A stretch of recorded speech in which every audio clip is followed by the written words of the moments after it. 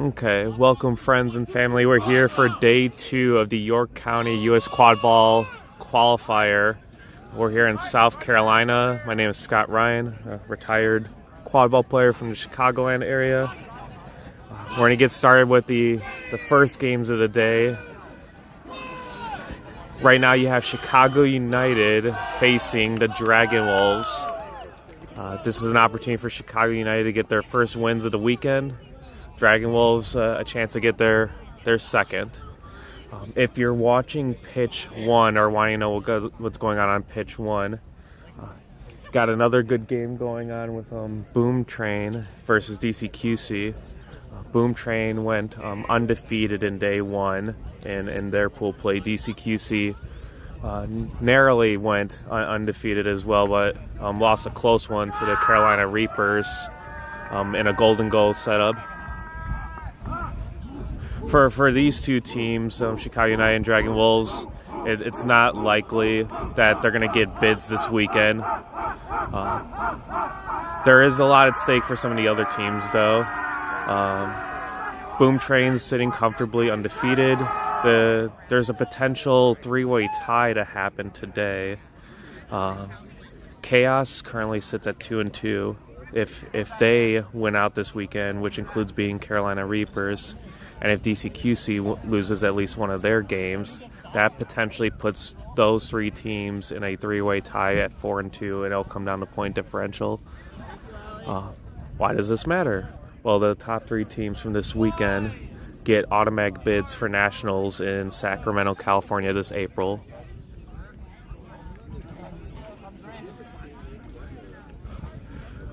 Looks like we're going to get started shortly. Looks like head ref Cody LeBouf from Carolina Reapers is going to get us started, and joined by Carolina Reapers ref crew as well. Looks like Chicago United is going to be wearing their lighter colored jerseys, going for dodgeball control, and then the Dragon Wolves are wearing combinations of their darker jerseys. The Dragon Wolves are a combination of 2 club teams. You got the Atlantic Dragons in the New York area, and then the recently rebranded Philly Wolves. They combined this weekend to make one team, and we're off.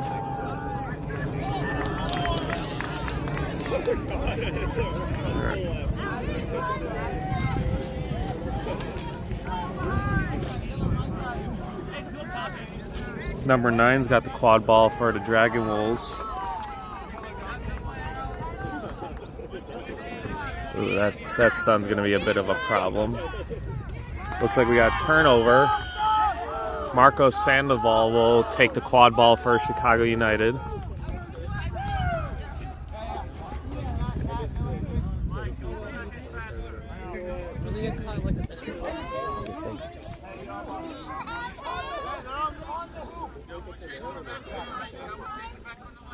That's number 12, Nevin Aldon with the quad ball. They're driving.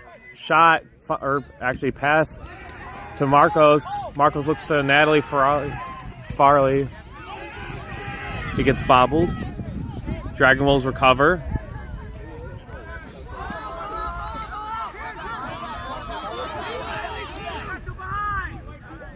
Number 9 for the Dragon Wolf is Sydney. Driving. Gets wrapped up. Ball's on the ground. Hannah Miller falls on top of it. Turtles. A defensive stop by Chicago United. Good drive by Sydney. Looks like Chicago United's pushing the pace. They got dodgeball control. Nevin's driving. Finds Marcos. Marcos gets beat. Hannah Miller recovers the quad ball, but Daniel Shapiro lands on it and recovers it for the Dragon Wolves. So far, no scores on either side. Chicago United's done a good job maintaining dodgeball control. Sydney will handle the quad ball for the Dragon Wolves. Does a really good job initiating drives and drawing contact. Daniel drives, gets wrapped up by Nevin. Ball's out. Marcos has got a fast break. Goal is good. That is number 35, Marcos Sandoval. Strikes first for Chicago United. We're getting a press opportunity. That's Annie and Harold. Cindy gets wrapped up. Ball is out.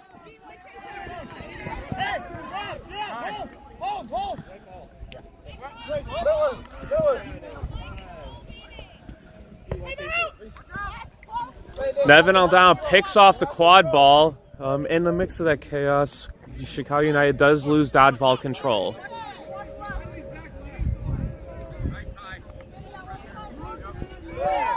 A miss beat by Dragon Wolves. Marcos back to Nevin. Nevin pump fakes, driving. Looks for Marcos, just misses the hoop. Nope. Misses the mark again.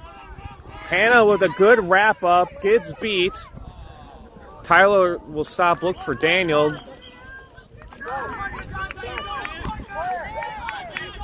Daniel looks to Tyler. Vilgas gets, ball is out.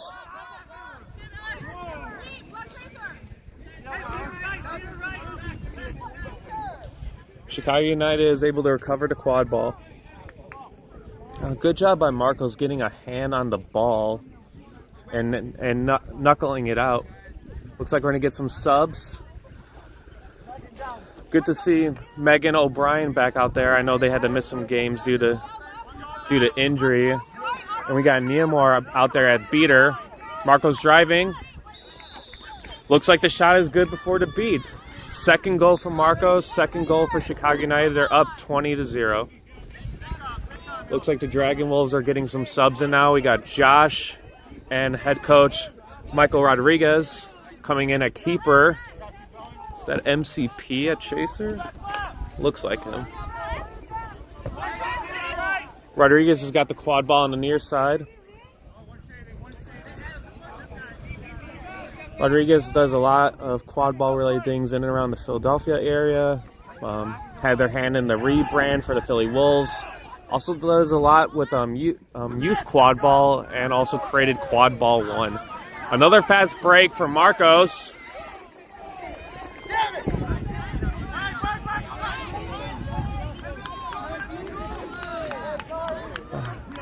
A little of my Chicago bias. I'm loving the enthusiasm and pressure by Chicago United. I love the strong start.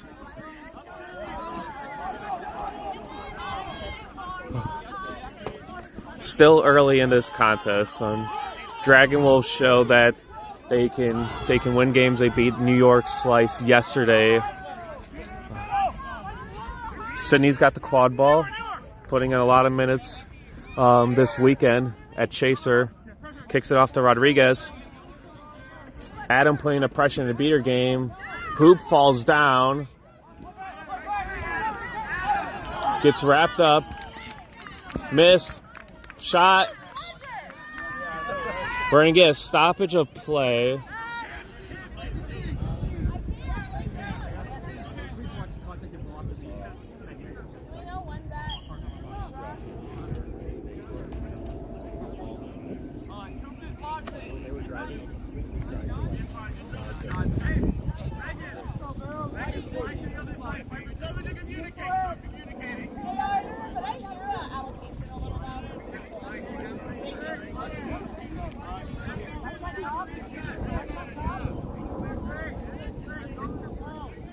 It looks like number 60, Zeke Majeski, will serve penalty, if I heard correctly, as for dislodging the hoop.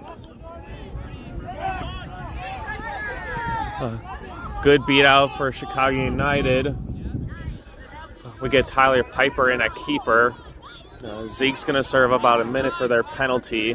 We'll see how Chicago United wants to play this. Usually teams play conservatively to try and run out the penalty time. Megan O'Brien's got the quad ball on the near side. Finds Piper.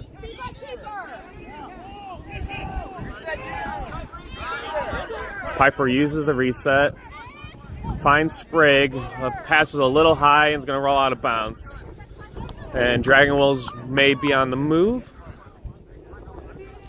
Zeke is still serving a penalty.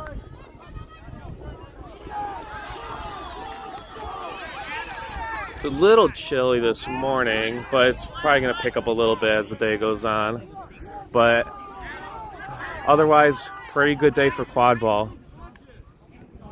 Ooh, not a bad shot by Sydney. Just high and off the mark.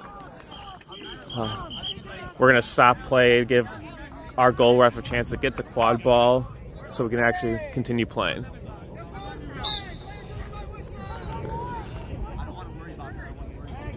All right, Zeke's back in. Chicago United's at full strength.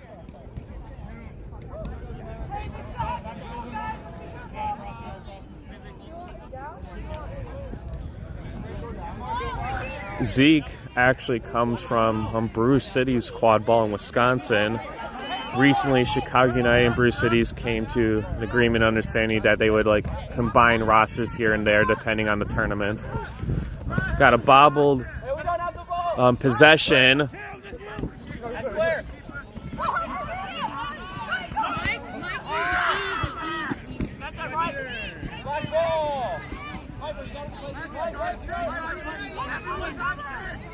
Where's the third ball? Some chaos in the dodgeball game. Ultimately leads to Dragon Wolves' first goal. Josh is wearing a different jersey today. They're wearing number 93. Yesterday they were wearing number 7. That's Joshua Cohen. Chaser for the Dragon Wolves gets their first goal for today.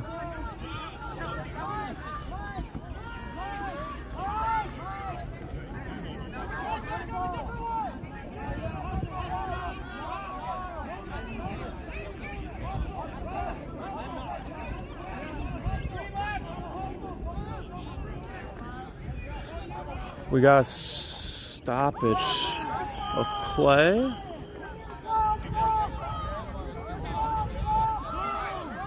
Looks like we're good and we're going to resume shortly.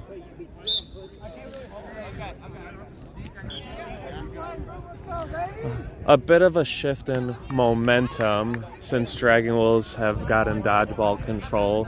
Things will be shifting their way. Chicago United still up by 1 score. Piper directing traffic. We got Ida coming in at Chaser. Piper to Zeke. Zeke gets beat, finds Megan. Megan gets wrapped up by Rodriguez.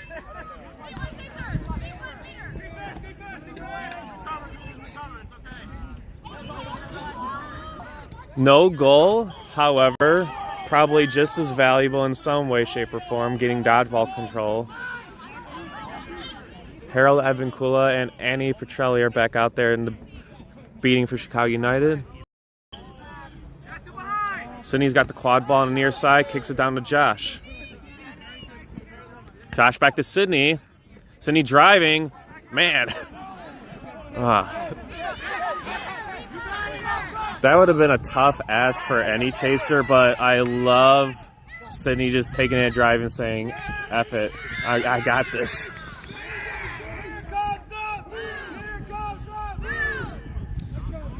So, what looks like a good goal by Zeke, number 60, that's what it looks like so far, but we'll see what the rest have to say. Maybe there's a beat call or something missed.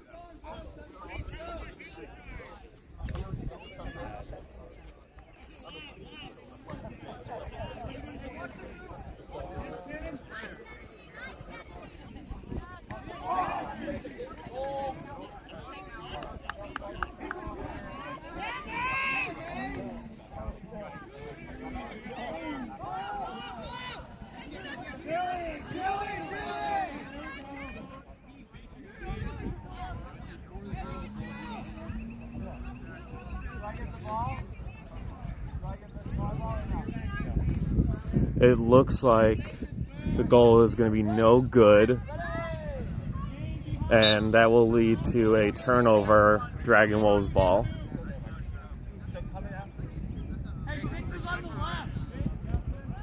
Zeke putting some pressure. Dragon Wolves got dodgeball control. Number 16 and number 11 for the Dragon Wolves. Looks like that's Claire and Andrew, the beater pair for the Dragon Wolves right now. High pass, turnover. Zeke recovers a quad ball for Chicago United. Looks like we're going to get some chaser subs. Nevin O'Donnell checks back in at keeper. Natalie Farley is back in at chaser. You got Marco Sandoval.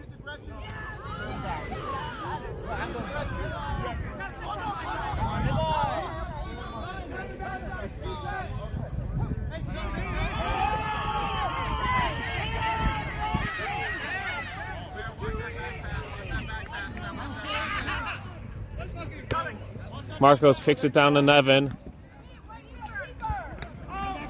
Got a fast break opportunity. Annie putting the pressure on. Annie forcing a tough pass on the near side of the field.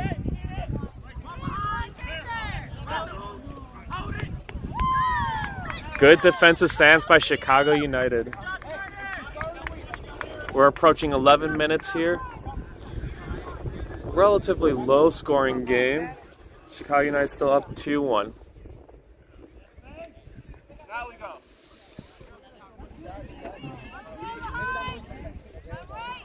Going up, going. A little give and go. Marcos drops it into the middle hoop. That's a hat trick from Marcos, number 35 for Chicago United. Scores now 3-1.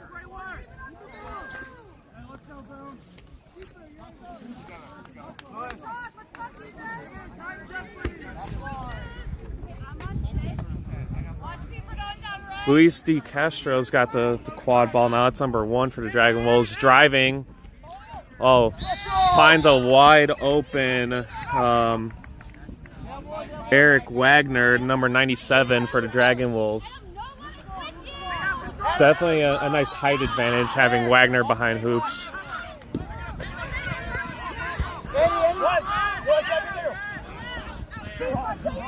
Another good stop by Chicago United. Up, I spoke too soon. Ball still up. Tyler's attempt misses. Wagner drives.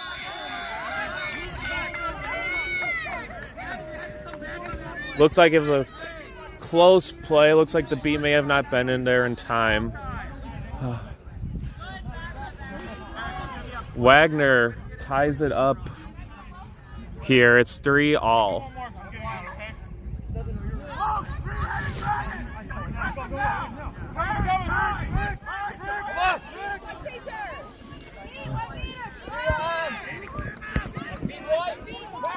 Oh, nice kick by Marcos. Nally's got a chance. Gets wrapped up by Wagner.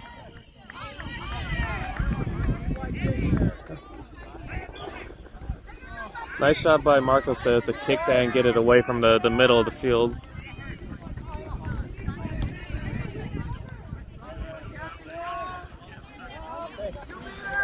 Offensively, the Dragon Wolves have taken some of the momentum away from Chicago United, but Chicago United's got dodgeball control. We'll see if that helps them out on defense to slow this offense down. Wagner's got the quad ball at the top of the key.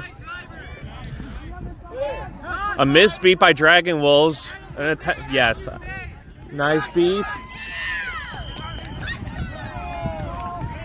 Tyler's got the ball behind hoops, driving. Gets wrapped up by O'Donnell. Oh. A goal is good by Dragon Wolves. Oh, wait, we got a stoppage of play. I wonder what the call is. Looks like maybe, if I had to take a guess, maybe a beat before the goal. Well, we'll see. It wouldn't be the first time that's happened.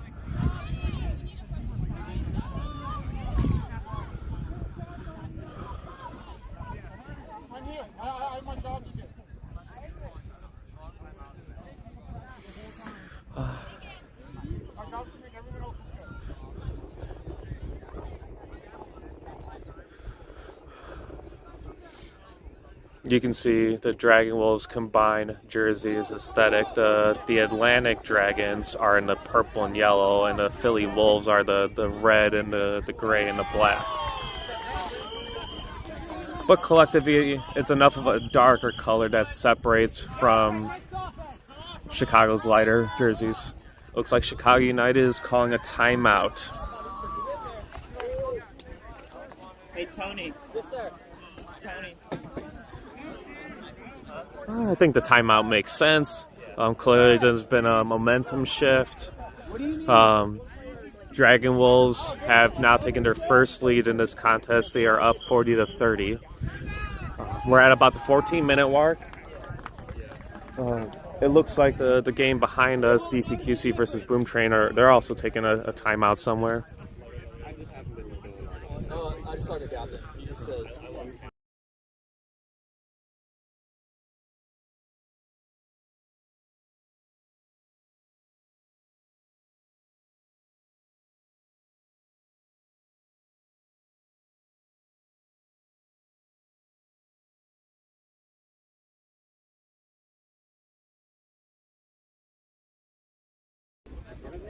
If anyone wanted an update on the other game, it looks like they're at about the 16-minute mark. Boom Train is up 110-30 over DCQC. If Boom Train wins that game, it's pretty likely that they've locked in a bid of some kind in one way, shape, or form, being one of the top 3 teams this weekend. Then it's going to come down to some combination of Carolina Reapers, DCQC, and the potential wild card in Chaos.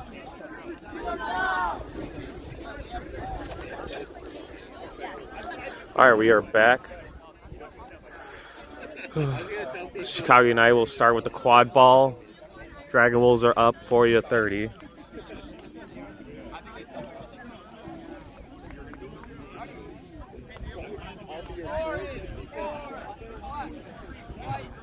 Chicago United's played well overall. It seems like a factor at the moment, for at least for this game, is Dragon Wolves bringing in Eric Wagner.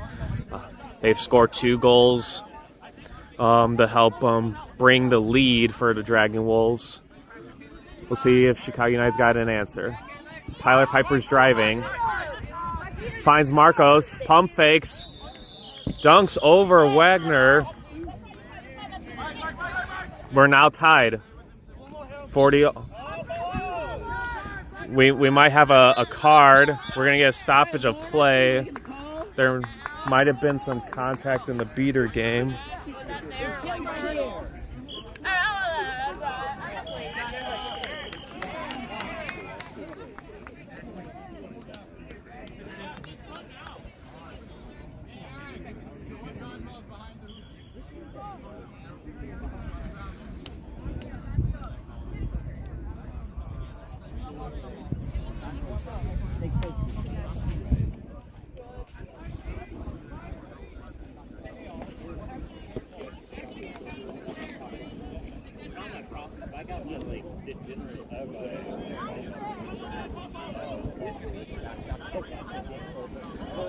There it is. So that's going to be Kimberly. That's number 29 for the Dragon Wolves. Going to get card for back contact on Harold, number 6 for Chicago United.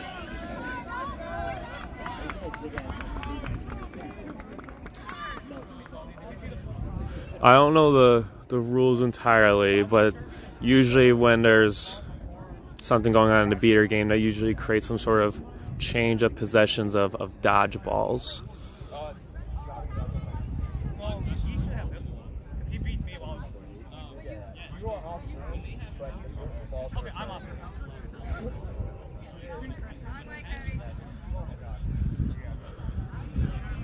Yep, head ref Cody is figuring out where the dodgeballs go.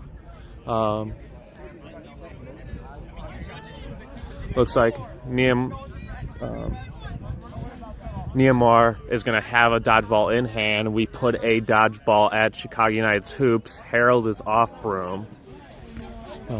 So looks like Chicago United's going to have a chance to get control in this chaos. We'll see how Wagner wants to play this.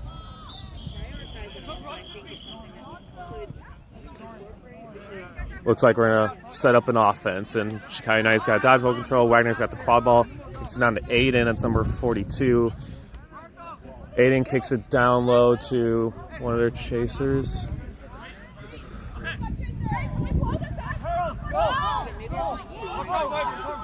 We're pushing the pace, driving.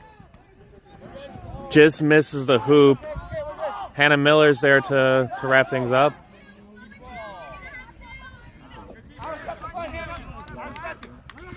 Not a terrible transition attempt. Just something that was similar for Chicago United yesterday. They had looks in a fair amount of their games, just for one reason or another, just could not find the hoop itself. Sydney's back in at chaser. Kicks it out to Daniel Shapiro. Shapiro gets wrapped up.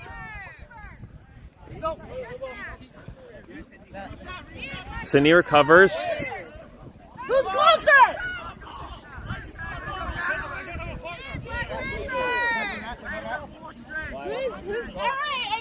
Why was closer? Josh, can we get allocation?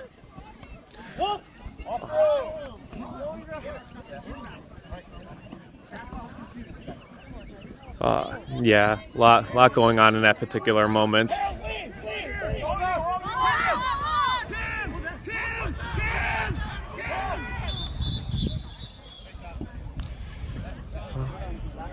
Got another stoppage of play. A little messy at the moment. We'll see if a stoppage of play can help clarify how we need to move forward.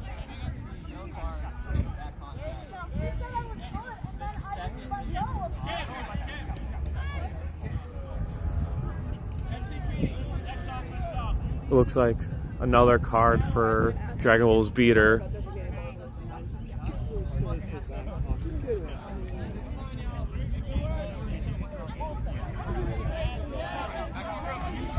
We're still tied at 40. We're past the 16-minute mark.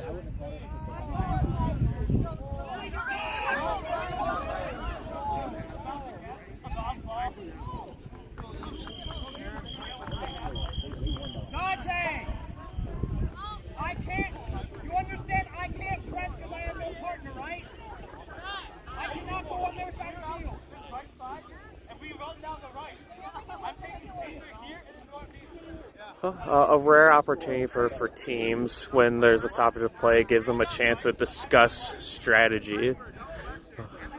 I always find it a little amusing when there's differences of opinion.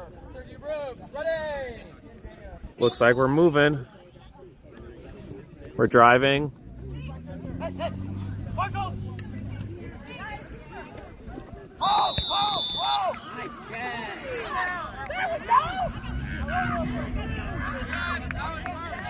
Goal is good. The give and go from Piper to Sandoval. Chicago United regains the lead and now up 5-0, taking advantage of the penalty on Dragon Wolves. Sydney will bring up the quad ball.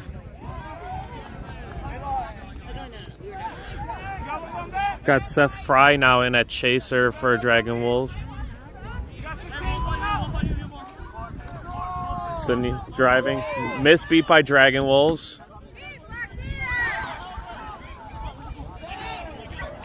Chicago United doing a good job cleaning that up.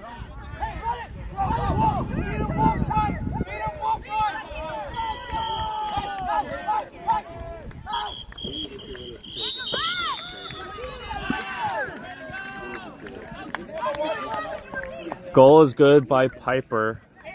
Not naming names, but the camera person might have missed that. Wait, might have been me. My bad, Piper.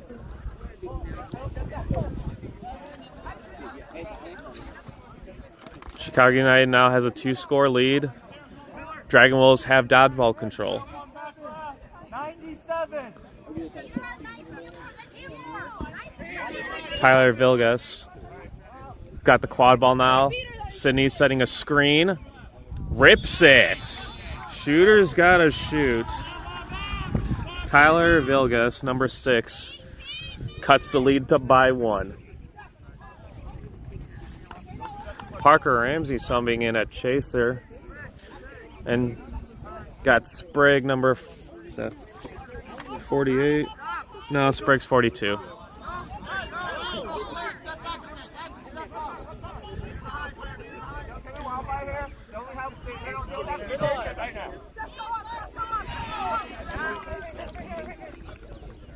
Nevin O'Donnell's back in. Sprigg's got the quad ball at the top. Kicks it back to Nevin. Nathan subs in. Able to keep the ball alive.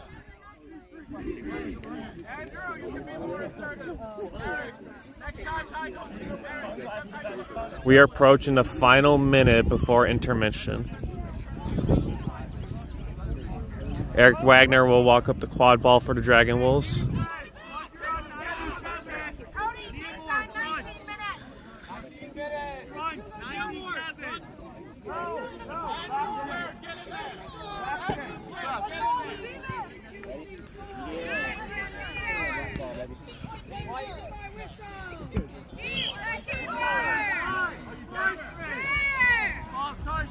Ball goes out of bounds. Chicago United will recover that.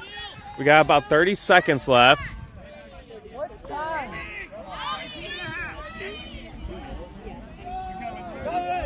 Nevin O'Donnell able to break a tackle, gets it to Nathan, back to Nevin, back to Sprigg.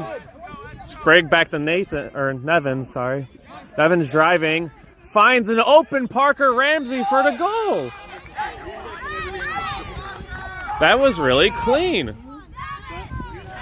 lot of good give and goes. Taking advantage of the press from the Dragon Wolves.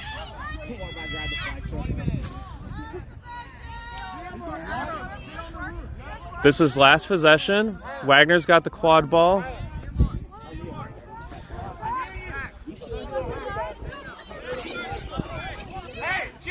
Wagner giving Tyler some instruction on how to proceed. Kicks it down to Sydney on the far side. Sydney pump faking. Finds Wagner. Ball's bobbled. It's on the ground. Ramsey overshoots the offensive player. Tyler able to drop it in. Cuts the lead by 1. We will now go into intermission. Teams get about a 2-minute break, if you will. Discuss some strategy, get some water. We're now going to do set score. Set score is going to be plus 60. So that's going to bring us to 130 for this contest. First to 130. Really solid game. I expected this from these two teams. I expected it to be close. Still anyone's game. It's going to be a good one. It's a good way to start day 2. Oh, that's funny.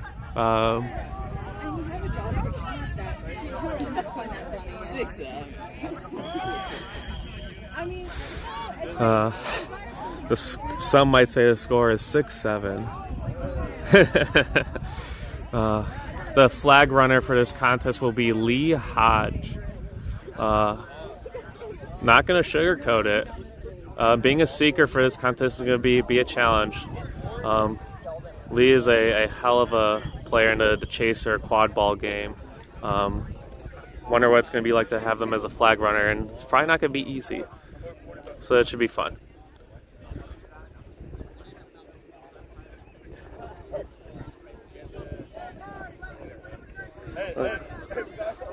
Let's take a look at updates on the other pitch. It looks like they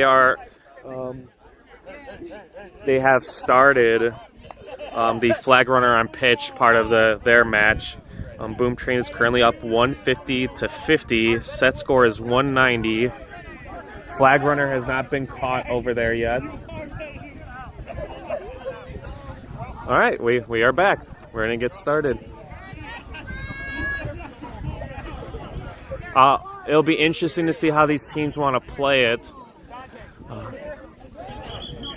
There's a few different ways that you can play this part of the game. You can focus on the quad ball, you can focus on the flag runner, you can change it up.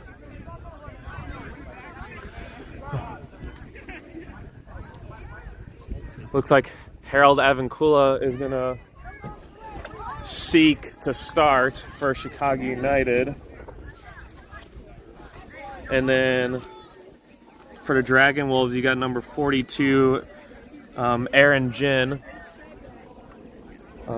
Yesterday, day one, Aaron caught for the Dragon Wolves during the game against Slice. Let's see if they have a chance to do that again. Natalie Farley's got the quad ball driving, kicks it down to Marcos. We're moving up to a fast start here. I'm going to focus on quad ball. Finds Evan to Hannah. Chicago United strikes first. They're within 5. It looks like for the moment, Chicago United's going to focus on the quad ball. Aaron's going to have a lot of time by themselves going for this flag runner.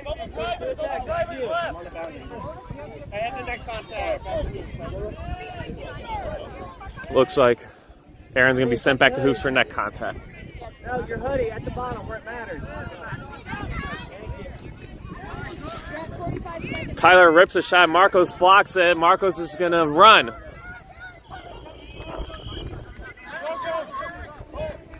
Marcos finds Piper, gets it bobbled, but Piper's able to clean it up. Second goal. Harold's now got an opportunity with the flag runner. Chicago United's within 4. Harold gets beat out. Wagner's got the quad ball for the Dragon Wolves. Back to Sydney. Sydney drives. Rips a shot, just misses the mark. Marcos wasting no time in driving. Finds Piper. Look. 130 lead. We're going to get a stoppage of play. Looks like there might have been something going on off camera in the beater game.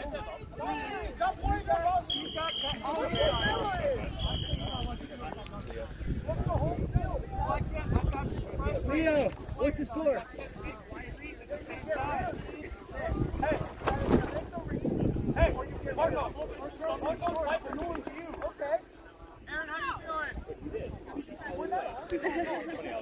The refs are discussing things on the Chicago United side of the field. It looks like pitch 1's game has concluded. Boom Train has caught. They reached that score. Final score for Boom Train versus DCQC is 195 to 60. Pretty convincingly, I think Boom Train with that secures one of the 3 bids. 2 more still up for grabs. That's probably going to be between Carolina Reapers, DCQC, and potentially Chaos. We'll see how that goes. All right, it does look like there's a penalty in the beater game. Adam Zajac, number 9 for Chicago United, is going to serve a penalty.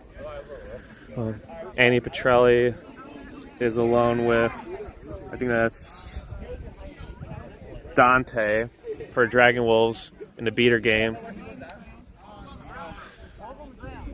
Marcos has got the quad ball. Oh, it's on the ground.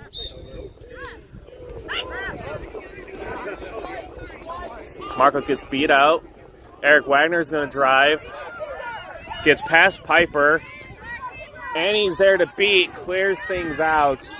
Chicago United will recover.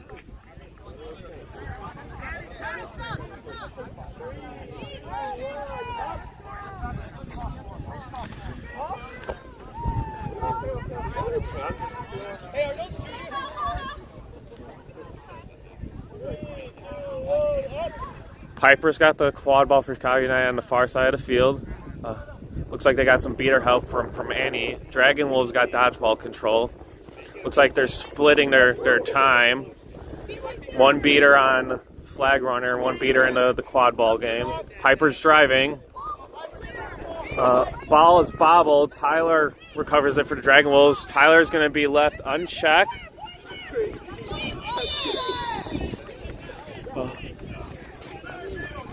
Tyler gets the first score, I believe, for the Dragon Wolves. Kimberly is now in for the Dragon Wolves.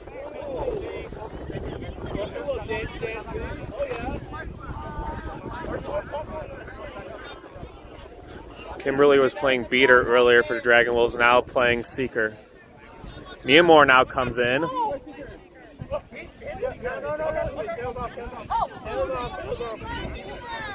Marcos kicks it to Sprigg. Sprigg gets beat.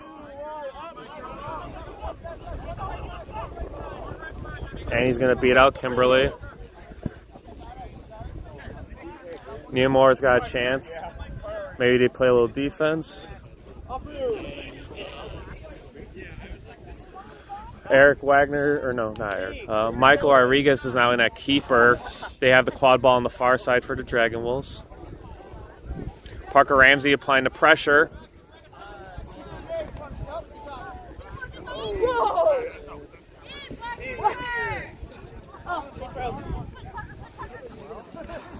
We'll find out later. Looks like Kimberly unfortunately lost her glasses.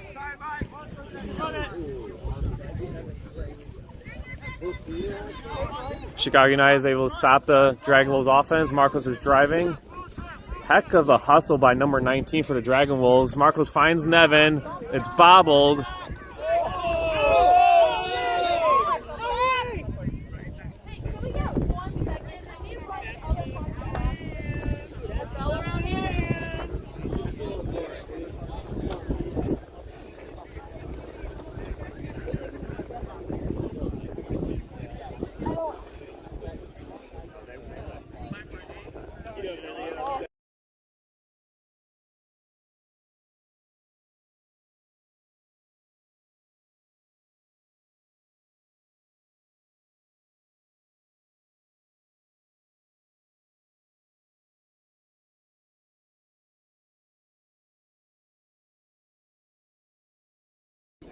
We got a stoppage of play. Some subs as well. Looks like Kimberly's going to need to sub. Their glasses unfortunately broke. Lee is still out there.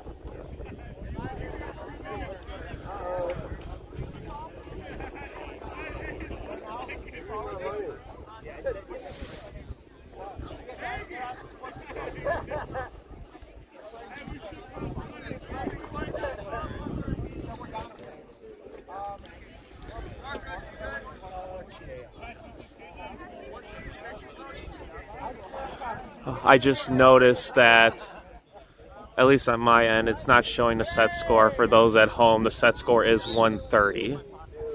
Chicago United is currently up 90-70. Michael Rodriguez is bringing up the quad ball for the Dragon Wolves. Aaron's back out there at seeker for the Dragon Wolves. Rodriguez driving.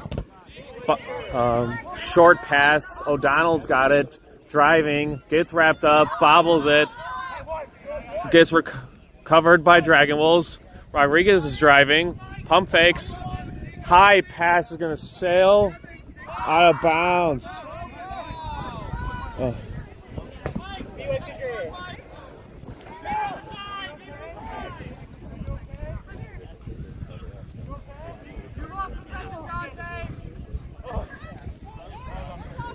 Those balls really roll out outside of the field. It's going to take them a minute to come back in. We got Sprigg now out there at seeker.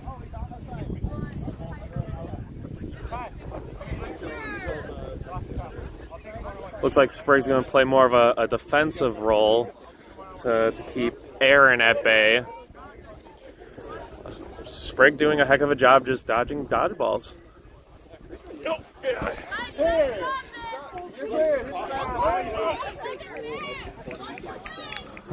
Marcos has got the quad ball behind hoops, gets wrapped up. Piper is able to scoop it up. A missed beat by Dragon Wolves. Driving.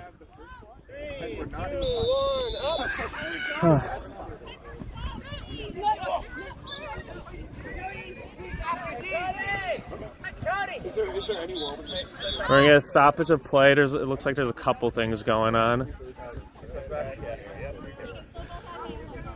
Looks like there might be some things going on in the seeker game and the beater game. Chicago United is within 3. The Dragon Wolves still got some work to do, but a flag catch could even things out. I only saw that. I was like, oh, look, it's going. Yeah.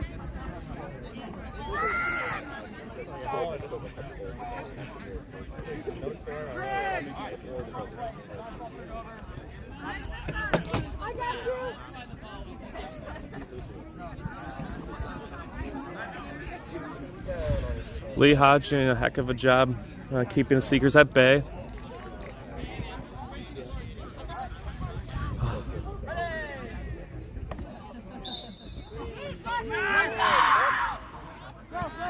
My goodness.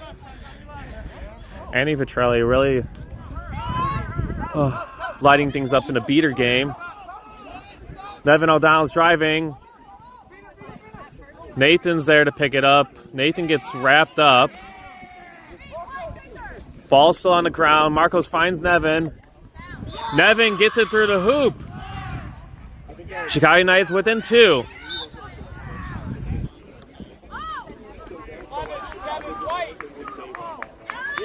Spray gets beat out.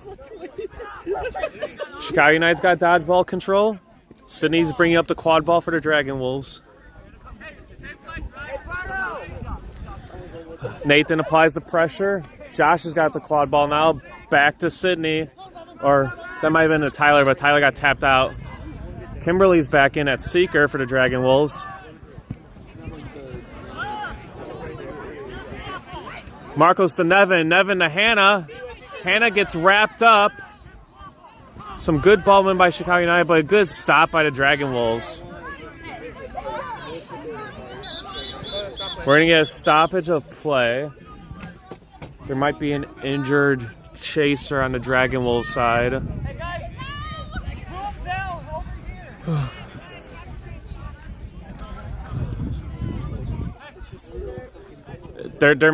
here. There's an injury.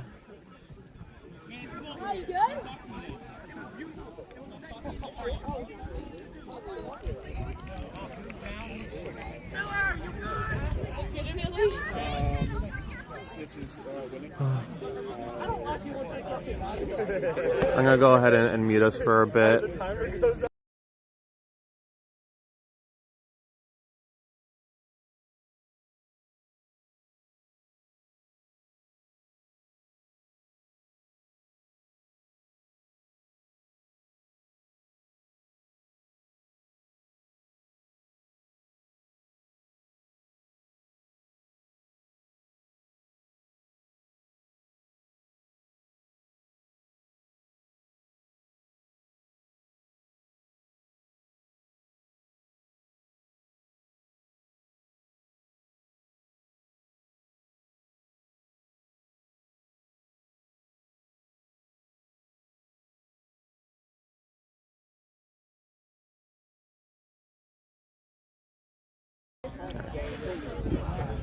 It looks like the trainer's still working with the Dragon Wolves player that went down. While I'm here, it is currently 8:47 Eastern Standard Time.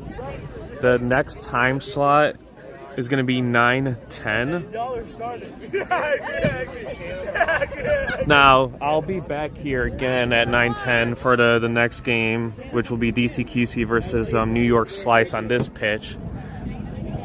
Obviously, I want to watch all the games, but if I had to pick a game to watch, I'm going to encourage you guys to go to Pitch 1 stream and watch Chaos versus Reapers. That has the potential to create some chaos in the seedings for this club tournament. I mentioned earlier, if Chaos is able to beat Reapers, that would put a 3-way tie between Reapers, Chaos, and DCQC. Since they lost to Boom Train earlier today, they would all have a 4-2 record, also assuming Chaos wins out today. And then it's going to come down to point differential. So definitely tune into to that game on Pitch 1 around 9:10 Eastern Standard Time. All right, we are back.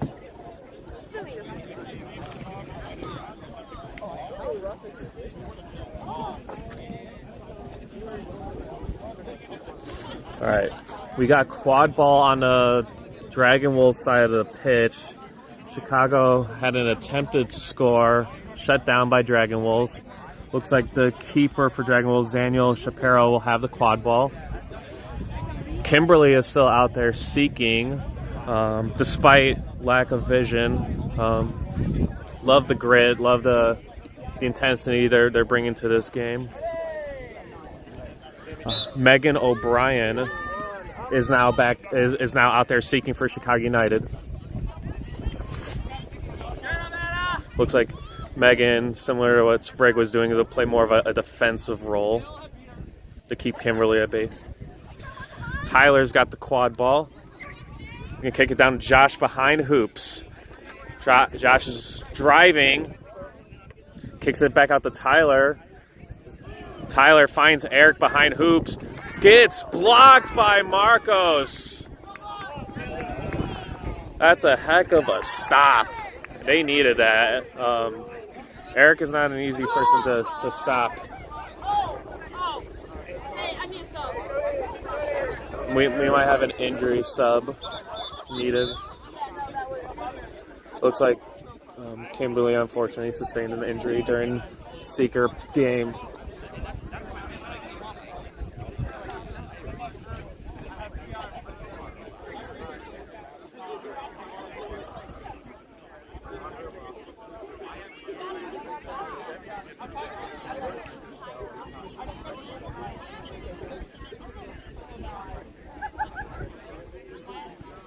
Looks like Michael Rodriguez will sub for Kimberly.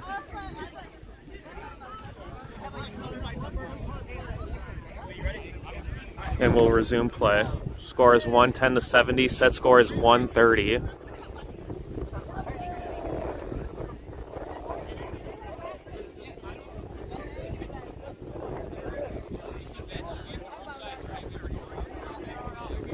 Chicago United's got dodgeball control. Nevin O'Donnell's got the quad ball.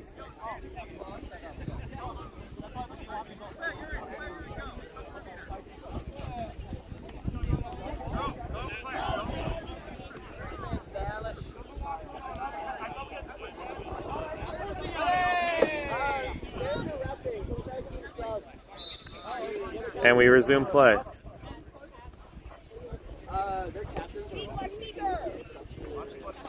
Nevin kicks it down to Hannah. Hannah drives. Unfortunately, misses the mark. Daniel will drive for the Dragon Wolves. Daniel gets beat, but is able to get it off to Wagner. Wagner's driving. Ball is out. Recovered. Tyler's got it. Chicago United is able to shut it down. Another good defensive stop by Chicago United.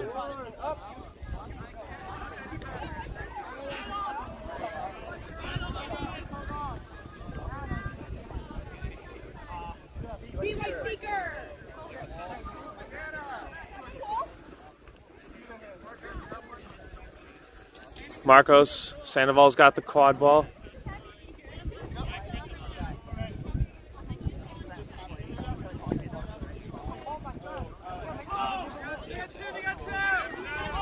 Turnover, Dragon Wolves, quad ball. Tyler's driving. Attempts a shot, misses the mark. He's going to sail out of bounds.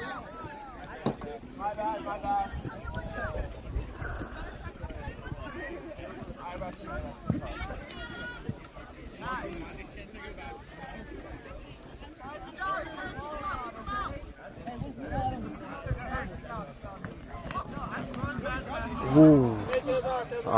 That was a near catch by Rodriguez. Unfortunately, it hits the ground. Marcos, high pass, almost gets it to Zeke. It's on the ground. It's rolling. Kicks it out to Nevin. Nevin getting wrapped up by Wagner. Still live. Good stop by Wagner. It's out of bounds, so that will be. Let's go, see you. Oh, it's white ball. Oh, good try, Sprague. Take your space, Marcos. You got that, Marcos. Take that. Shoot that. Come on. Missed you shot. Marcos. Keep going. Zeke recovers. Tyler's got the quad ball.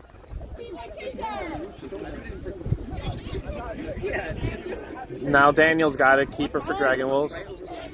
Aaron's back out there.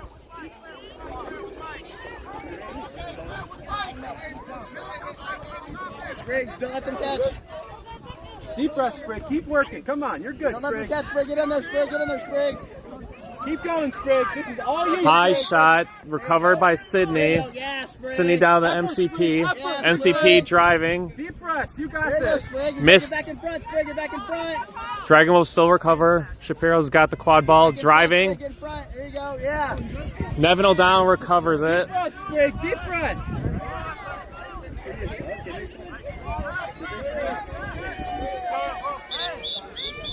We're going to stoppage of play. It looks like Sprig is down for Chicago United. We might need a sub at the seeker position.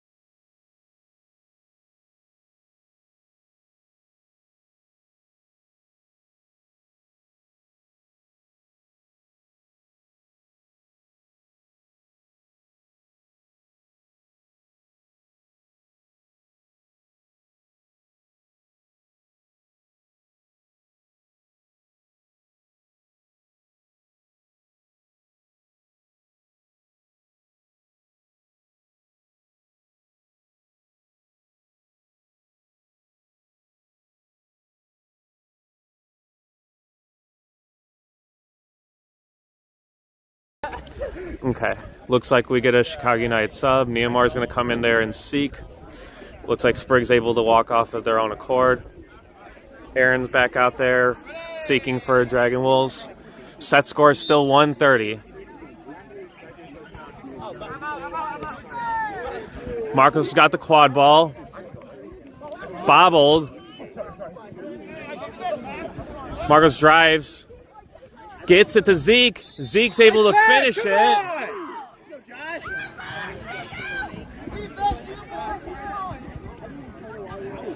Chicago United is within one. Sydney's bringing up the quad ball for the Dragon Wolves. Annie holding her own in the beer game. Neymar gets beat out. Dragon Wolves gets wrapped up. Ball's on the ground. Hey, easy, Marcos. Easy, Marcos.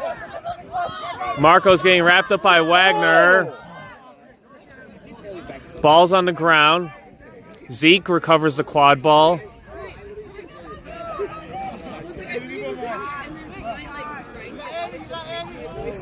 MCP attempting to wrap. We might have a good catch. Let's go, Wolf. Let's go. We'll let the refs decide if that is clean. Deep breath. Okay, deep breath. You're okay. Focus on getting control first. All right. Aaron Jin changes the momentum a little bit in this contest. They caught yesterday against their game with New York Slice. They do it here again today. Cutting the lead for Chicago United. Score is now 120 to 105. Set score is still 130.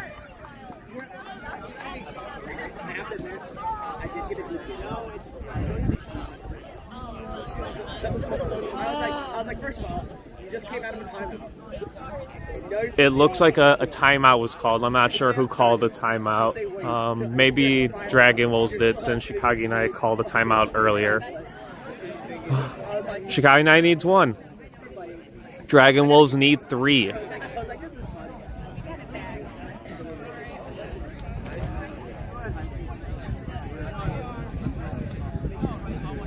close game, good game. Another good way to start the day. It also looks like we're going to get a change in ref crew potentially. Given the timing, it is 9 o'clock. The next game slot's supposed to start at 9:10. It looks like we're going to change some of the ref crew because the ref crew is primarily Carolina Reapers players. And Carolina Reapers are about to play against Chaos on pitch 1.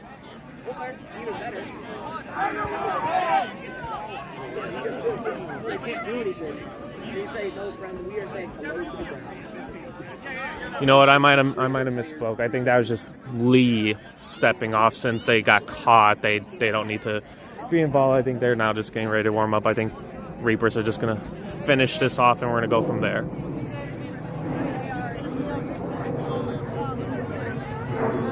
Dragon Wolves have dodgeball control. Zeke and Tyler will start with the quad ball together. Looks like Annie has an opportunity to kind of clean it up.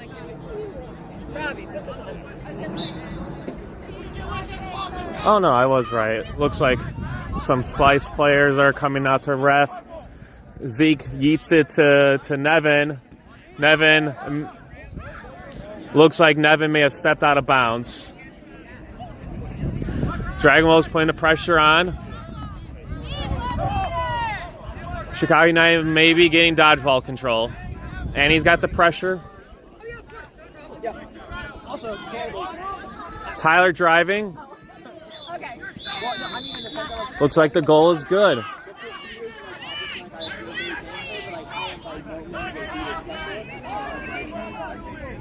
Dragon Wolves are within 2. Chicago United needs 1.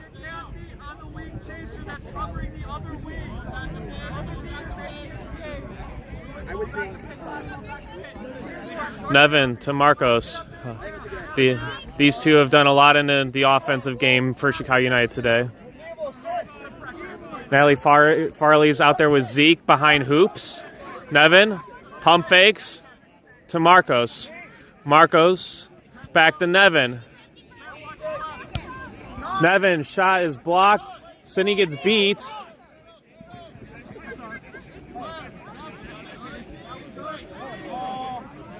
Looks like that'll be a turnover at Dragon Wolves ball. Dragon Wolves still need 2. Chicago United is within 1.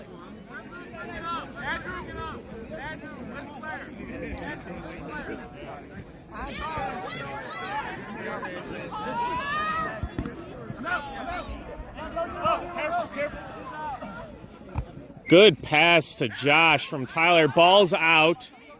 Marcos recovers. We're driving. Ball's out.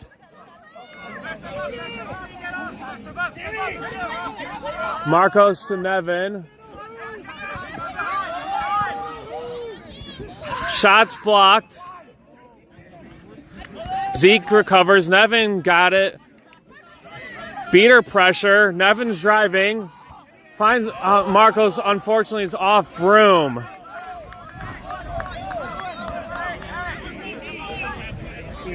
Sydney's got the quad ball for the Dragon Wolves. We'll get some subs. Wagner's back out there. Michael Rodriguez is back out there. Dragon Wolves got dodgeball control.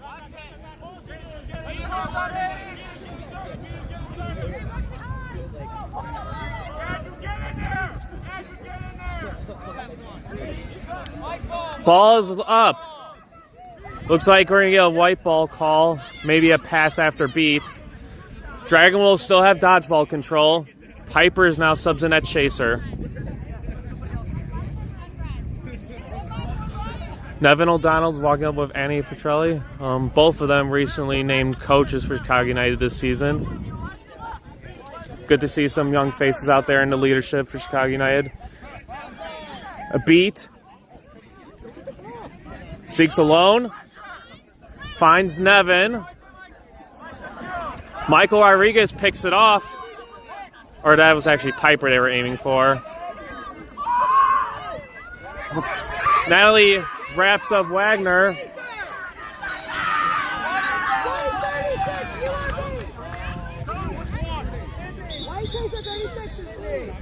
We're going to get stoppage of play if I had to take a guess. It looks like Natalie Farley was beat. Maybe didn't hear the beat call or feel the beat call. Was still wrapping up Wagner as they attempted a shot.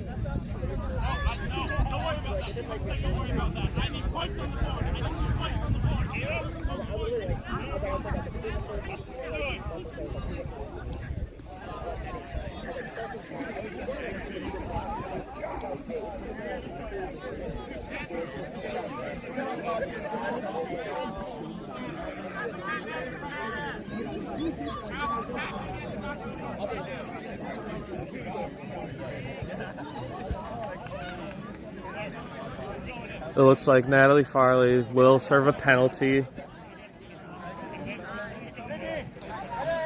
Turnover. Michael Rodriguez has got the quad ball. Looks like they're going to hand it to Wagner. Wagner's going to drive.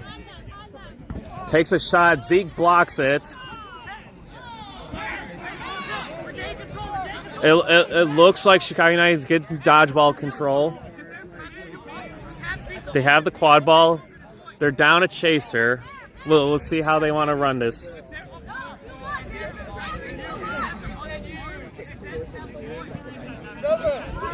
Nevins back to Piper.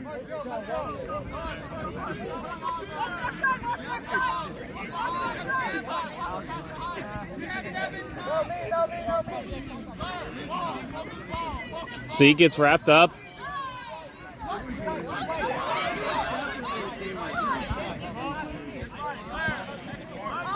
Looks like Zeke was beat. Dragon Wolves will recover the quad ball.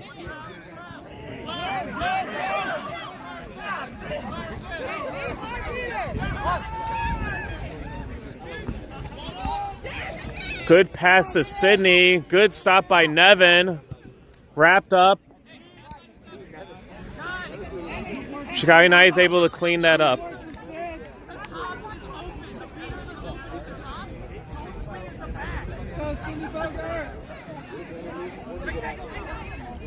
Zeke's got the quad ball for Chicago United. They'll walk it up. Hannah Miller's out there. You got Nevin O'Donnell, Piper. Chicago United still got control. Zeke's driving. Shots missed. Tyler was going to steal it. They're going to drive.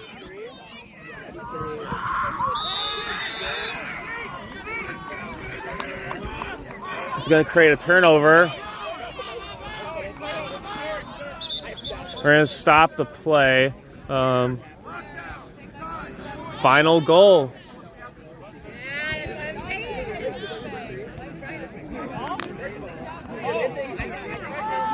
Golden goal, final goal. It all comes down to this. Does Chicago United get their first win of this weekend? Does Dragon Wolves add to their wins and get their second?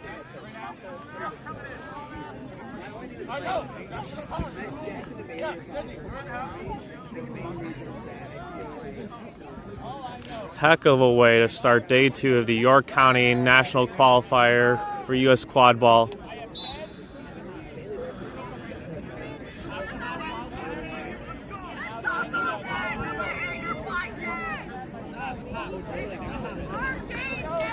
Parker Ramsey subs in at chaser. Dragon Wolves got dodgeball control. That's a good position to be if you're the Dragon Wolves. Harold Evankula subs in at beater. He's going to put the pressure. Nevin gets it to Piper.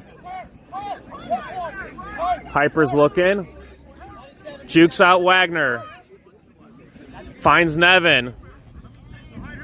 Nevin takes a shot. Tyler stops it. Yes, Harold! Harold makes a heck of a play in a beater game. They get dodgeball control. Rodriguez will bring up the quad ball for the Dragon Wolves.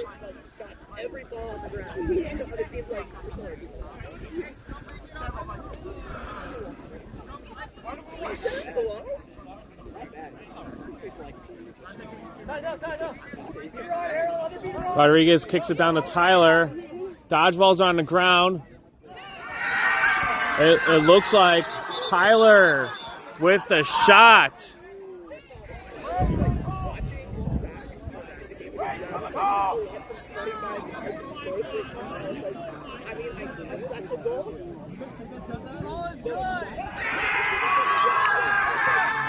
Man, what a way to finish that out. Shooters gotta shoot. A heartbreaking loss for Chicago United for sure. A chance to get their first win of the weekend. Dragon Wolves, heck of a job hanging in there. Able to catch the flag runner and then add 3 more points to their score to win their second game of this weekend. Final score 135 to 120. Dragon Wolves over Chicago United. We got games back to back today. DCQC is about to get ready to play New York Slice right here in like a couple minutes. On pitch 1, you're gonna have a good game with Chaos versus Carolina Reapers, and we'll go from there. Stay tuned, friends.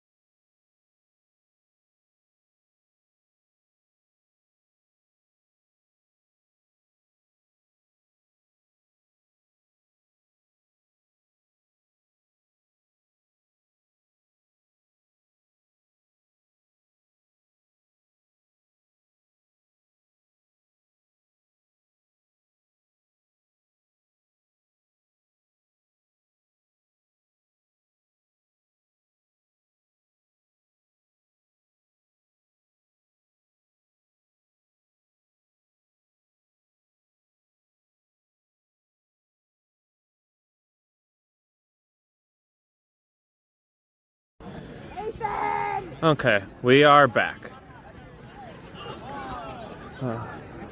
A solid game to start the morning on pitch 2 between Chicago United and Dragon Wolves. Went to golden goal, next goal wins. Dragon Wolves was able to walk away with the win. They're second on the weekend. For this contest, we now have DCQC playing New York Slice. DCQC will be in their lighter white jerseys. New York Slice is going to be in their like teal jerseys. My name's Scott Ryan. You're here at the York County National Qualifier with the U.S. Quadball. We're here in South Carolina for day 2. It's Sunday, February 2nd, and it's 9:20 a.m. Eastern Standard Time.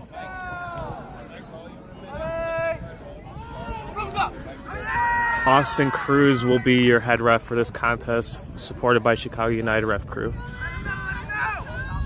Slice will start with dodgeball control. DCQC starts at the quad ball.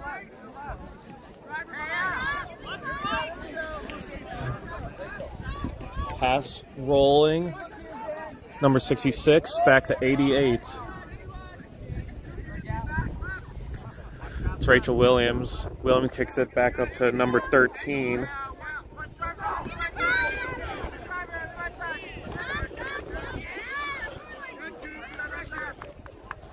Pump fakes. Good block by Olivar for the slice. DC recovers.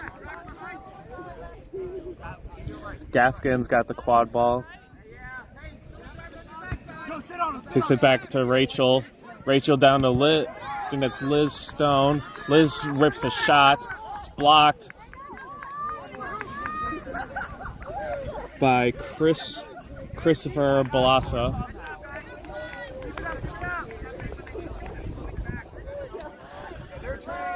Balassa brings up the quad ball for slice. Gladstone's got the quad ball. Back to Balassa. Slice has dodgeball control. Might have lost it. Gladstone's driving. Kicks it to Olivar. Some good ball movement by Slice. Slice is able to maintain dodgeball control.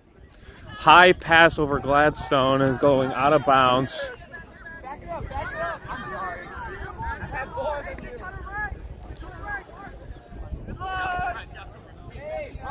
Gaffigan will bring up the quad ball for DCQC. Pass is high. Looks like DCQC doing a 1.5 strategy with the dodgeballs. Essentially, they get rid of one of the dodgeballs they have in their control to create some chaos. Dodgeball's on the ground. Drives. Shot is high by Balassa. It's going to go out of bounds.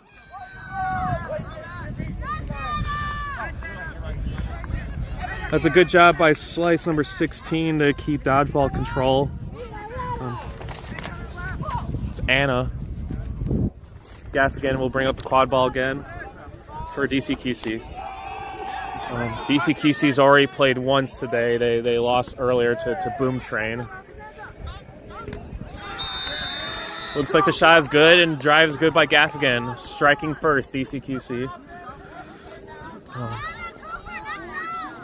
DCQC currently sits 3-2 on the weekend. They have a chance to finish it off being 4-2.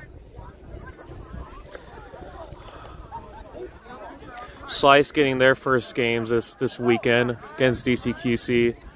I believe they play Reapers later today. Looks like we're getting a white ball call. DCQC creates a turnover.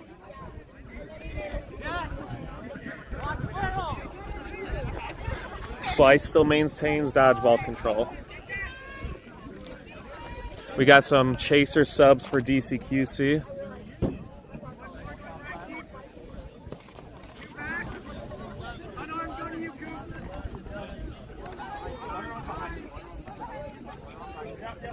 Little give and go by DCQC. 55's driving. Shots blocked by Oliver. Gladstone gets wrapped up.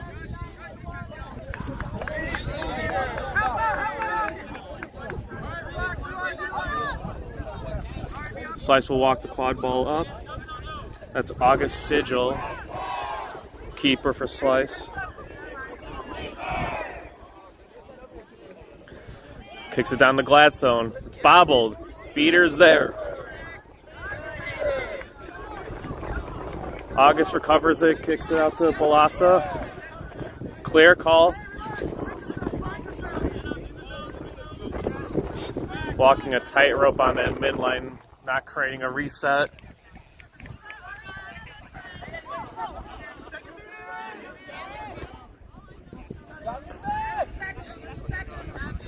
Wrapped up, ball on the ground. Looks like DC will recover.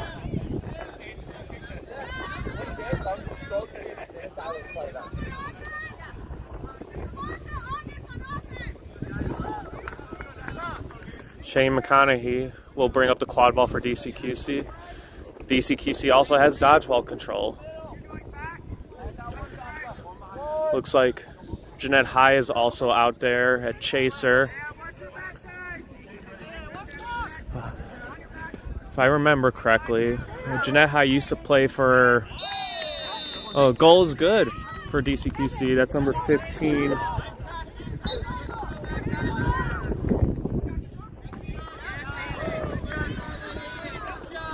Gladstone's going to get pressured. Gladstone's able to kick it off to their keeper, Luis Mendoza. The goal was good by DCQC's number 15, Kenneth Templeton. DCQC's up by 2. Little give and go by Slice. Got a drive by Mendoza on the far side of the field.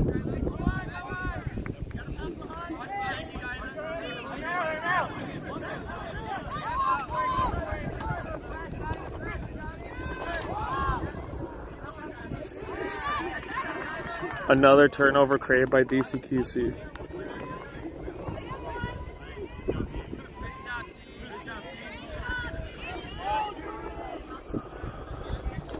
DCQC still maintains dodgeball control.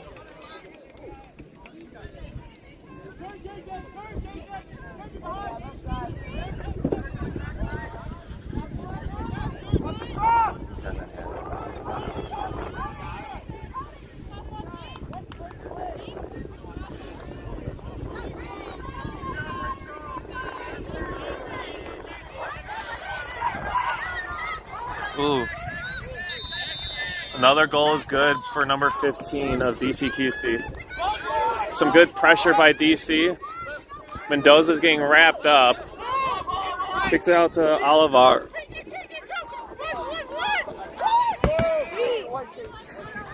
'15 gets obliterated by the dodgeball. Mendoza now has it. Dodgeball's on the ground. Mendoza's driving. Clear call, but the shot is no good by number 19. That's Ruben for Slice. Mendoza's got the ball, rips a shot, sails over the middle hoop, and that'll be a turnover, DCQC's ball.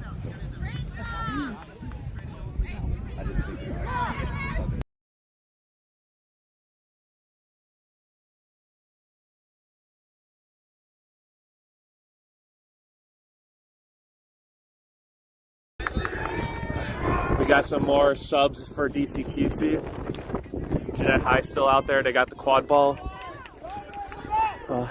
Earlier I was mentioning that Jeanette High played their college ball. I believe it was Grand Valley College in Michigan. Pump fake by Jeanette. Rips a shot. Goal is good for Jeanette High. Extends the lead for DCQC. They're up by 3. Mendoza's driving. Dodgeball's on the ground. Pump fake. Drive. Ball is loose. Recovered by DCQC. We're going to get a stoppage of play.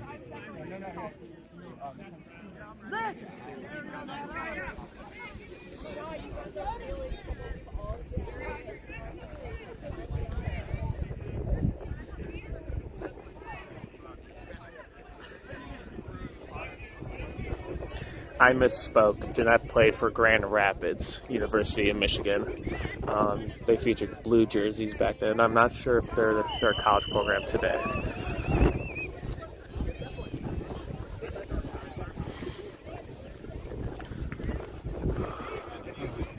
Austin Cruz, head ref for this contest, working with Chicago United ref crew, figuring out what the call is. We're at about 9 minutes and DCQC's up 40-0.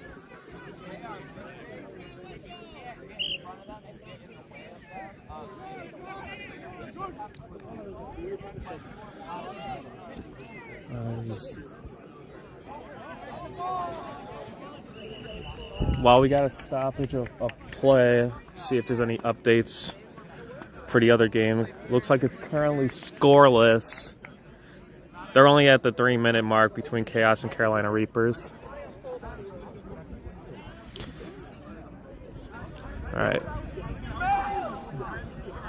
I'll admit, not sure what happened with the stoppage of play, but DCQC's got dodgeball control. They're bringing up the quad ball, and we'll go from there.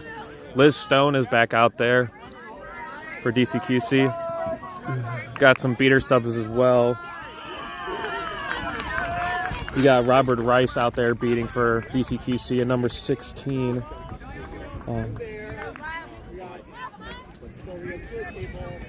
That is Julie Nutzel.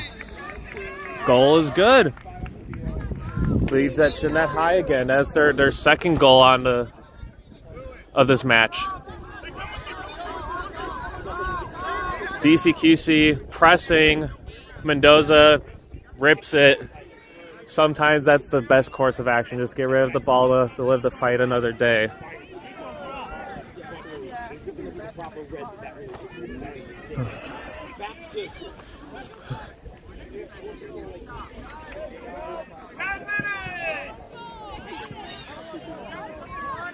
DCQC keeper's got the ball back to Jeanette High. Jeanette pump fakes. Back to the keeper. Back to Jeanette. Jeanette to Brandon. I believe that's Brandon. Liz, high pass. Bobbled. It's on the ground. Mitch is going to recover it for Slice. Yeah, that is Brandon, number 28. Mitch driving. Gets beat. Gladstone gets wrapped up by Stone. Robert Crane, Chaos in the beater game. Liz is driving. Passes it to the keeper. Bobbles it. It's going to be on the ground. Slice will recover it.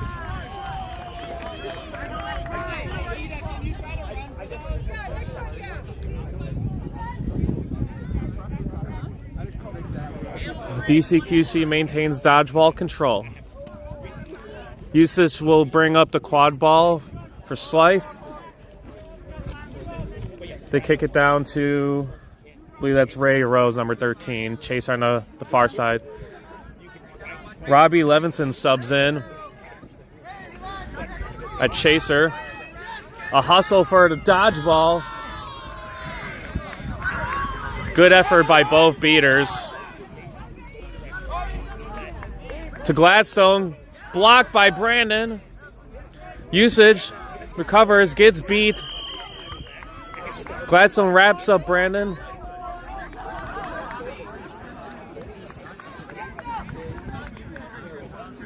And we're going to get some more subs on DCQC's line. A pretty common thing in quad ball. You have line shifts or changes similar to hockey. Most teams that come with a full roster of 21 are probably going through at least 2 lines, sometimes 3, depending on the numbers and strategy, etc. Nice clean score. That was a pretty common strategy in quad ball, where if you have dodgeball control, you're gonna tap out a defender on one of the side hoops. Nice little give and go. Goal is good for DCQC. I believe that was Brandon Borges, number 28, with the goal.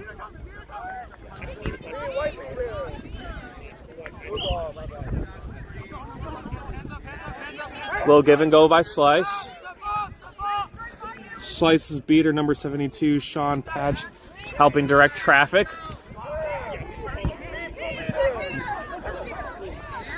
Good beat by DCQC's number 93.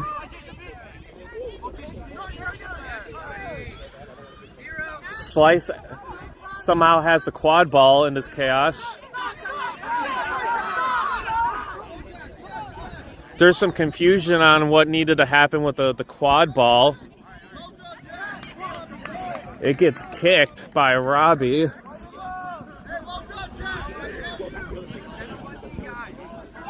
DCQC ends up with the quad ball.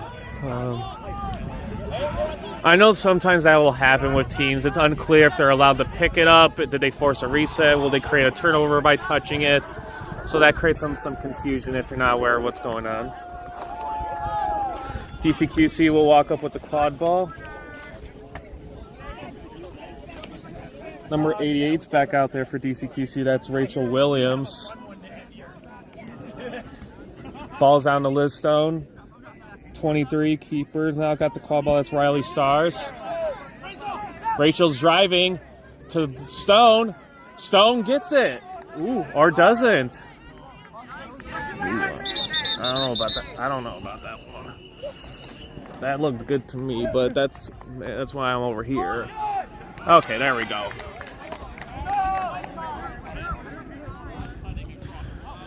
The refs get it right, and they call a good goal.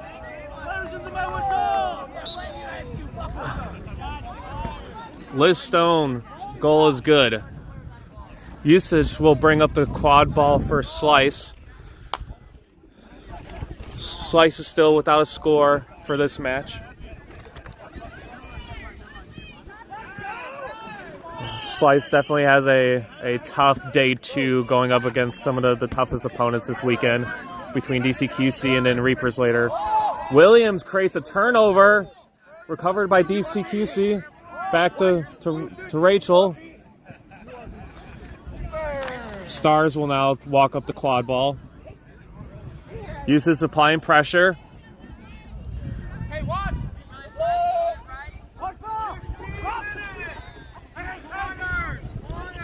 Riley kicks it down to the wing.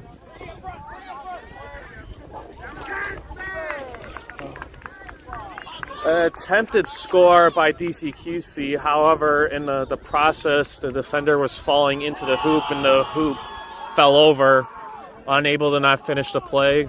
New York Slice turnover.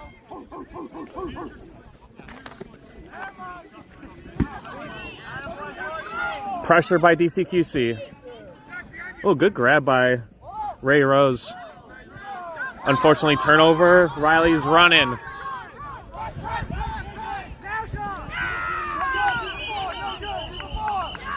All right. You heard the beat before call. Not a terrible shot by Riley Stars. Good stop by New York Slice's beaters.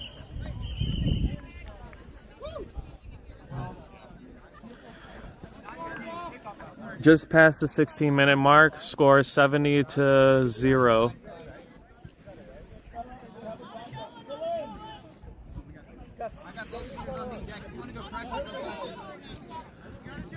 Pressure is being created. Beaters are blowing things up. Balls are now on the ground. Balls are moving. Shot. Good. Robbie Levinson brings Slice on the board for their first goal. It's number 32. Score is now 70-10. Slice still got some work to do, but they're now on the board. DCQC's got some subs. We welcome back John Gaffigan on the far side. Chasing, we also got number 21, Julia Rankin on the near side behind hoops. Stars kicks it out to Gaffigan. Back up to Stars. Screen set by Rachel Williams. Goal is good. Good ball movement, a little give and go action. Love to see it.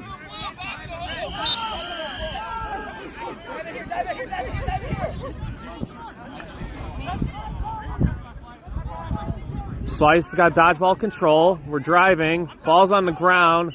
Riley recovers it. But now DCQC's got dodgeball control. That changed really fast.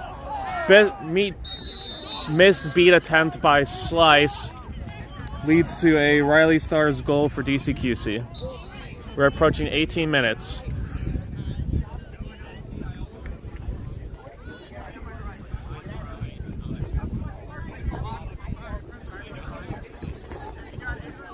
Christopher Balassa comes back in at chaser for Slice. Also welcome back Avery Olivar at chaser. They have the quad ball. Switch, give and go. Balassa's got the quad ball, driving, juking. Nice beat by Anna. DCQC recovers. Ooh, another good beat by Anna from Slice. Ooh, good beat by DCQC. Gaffigan's on the move. Driving. No defenders. Goal is good.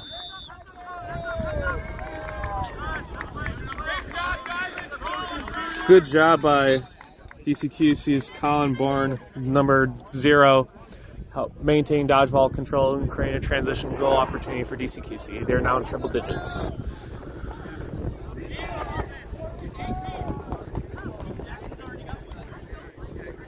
August Sigil's got the quad ball, kicks it back to Balassa. Jeanette applying pressure, Balassa driving. Goal is good. Looks like Cruz is going to discuss with the ref crew to see if there is a possible beat before. Wouldn't be the first time.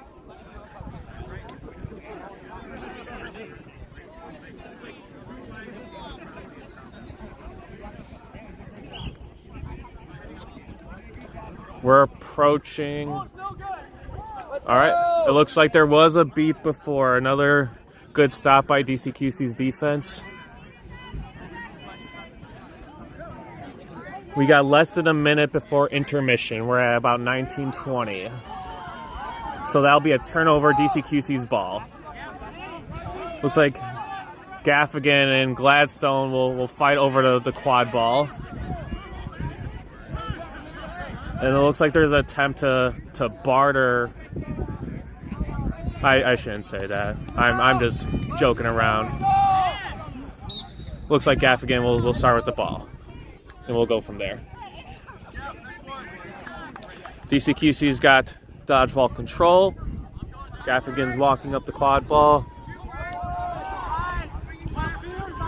We're approaching last possession. There's a chance for it to exchange. Gaffigan pump faking. Looking on that near side hoop. Jeanette High's got it. Back to Gaffigan. To Jeanette. Pump fakes. Beat. Double tap. The double tap is good. That's number 15 for DCQC.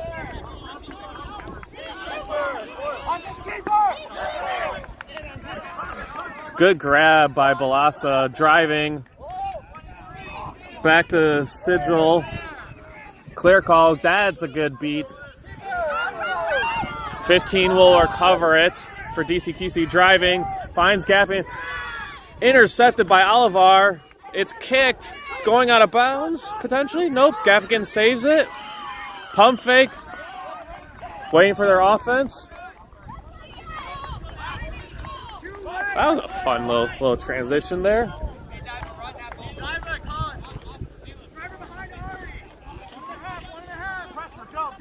It give and go. Gaffigan able to finish it off, and that will be 20 minutes. All right. We now got a set score of 180. We add plus 60 to the team with the high score, which is DCQC. Slice definitely got some work to do. It feels like DCQC's game to run away with. Megan O'Brien will be the flag runner ref for this contest. Looks like we pulled a flag runner from maybe Dragon Wolves or one of the other teams. Let's see if we can get an update on the other game.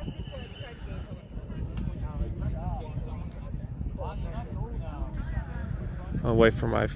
Okay, so it looks like there's a timeout called by Carolina. They're at about the 13-10 mark. Chaos is currently up 50-40. Love that.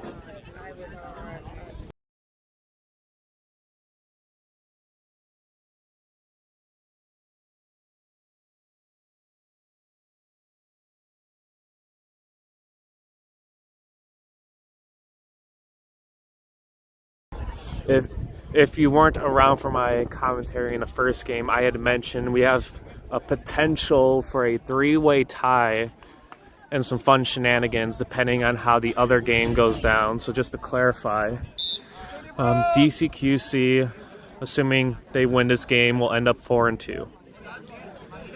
Assuming Chaos wins out today, that includes beating Reapers now and Dragon Wolves later, they will be 4-2. And Carolina Reapers are currently 3-1. They would need to lose to Chaos and then beat Slice later today, which would also put them at 4-2, creating a perfect whirlwind of a three-way tie between the Reapers, Chaos, and DCQC. Then it's going to really just come down to point differentials instead of head-to-heads. But we'll get to that later. Let's focus on this game right now. Slice, DCQC. Set score is 180. Balasa's got the quad ball. They're driving. Attempted pass. There were some beats. Balasa's driving. Easy goal. As a chaser, flag runner on pitch creates a lot of fun opportunities because usually the beater's out of the way. There's a chance. There's a flag runner on catch. We're saying no. Maybe the flag runner is impeded or falling.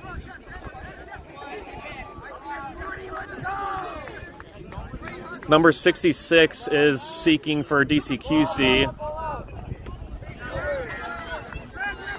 Slice sends out number 19.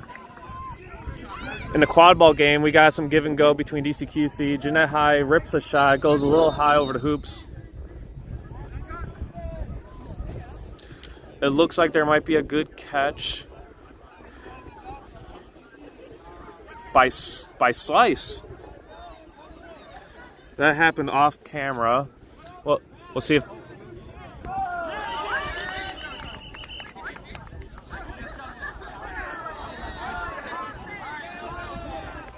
The catch by Slice is good, just to clarify. The catch by Slice, that is number 19, Elaine Rubin. That is 35 points to Slice. A nice chunk of points. Definitely still got some work to do, but the remainder of this contest will be decided in the quad ball game. Set score is still 180.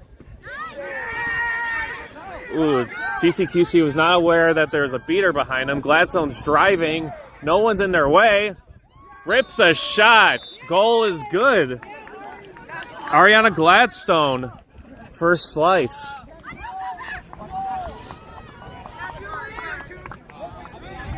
Slice has got dodgeball control. I lied. Heck of a play by DCQC. Oh, they were both wearing 16. That's fun.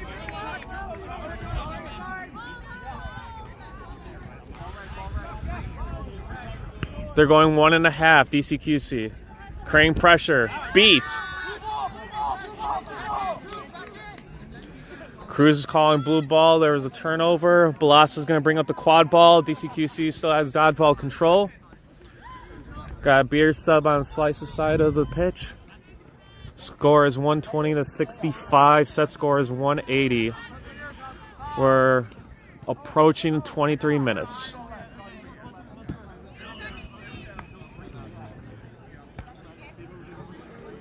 Olivar's got the quad ball at the top.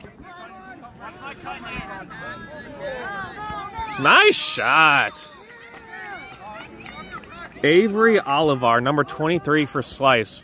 Rips it on the small hoop on the near side of the field. Shooter's got to shoot.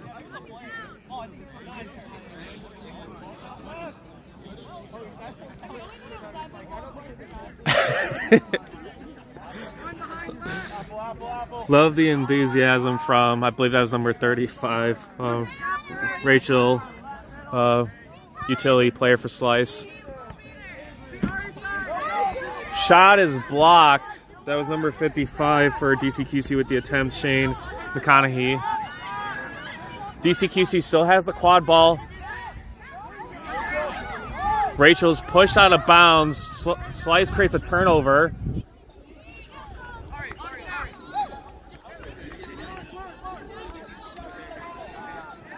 Gladstone will walk up the quad ball for Slice. It feels like a different game since intermission. Slice got a little momentum, catching the flag runner. Drive. Bobbled. DCQC's running. No one in their way. Goal is good by Shane McConaughey.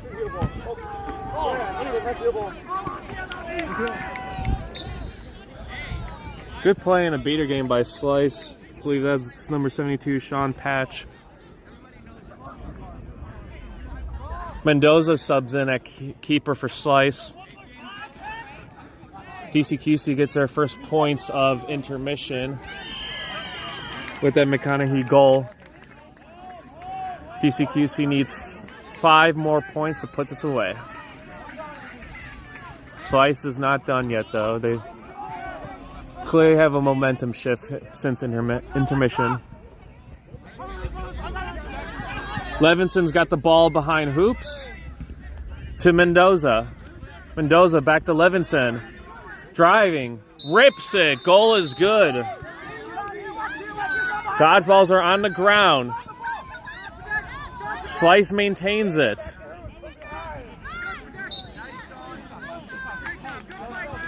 Scores 130 to 85. Looking like a very different game right now.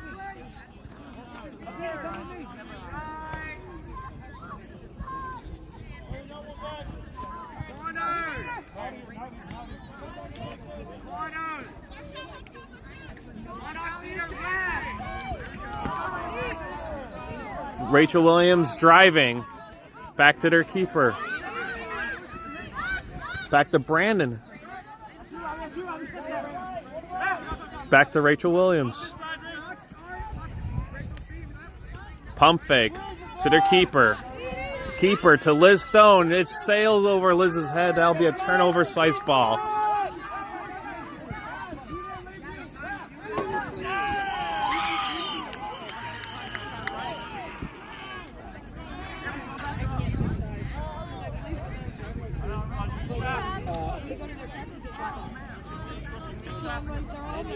Ray Rose will bring up the quad ball for Slice.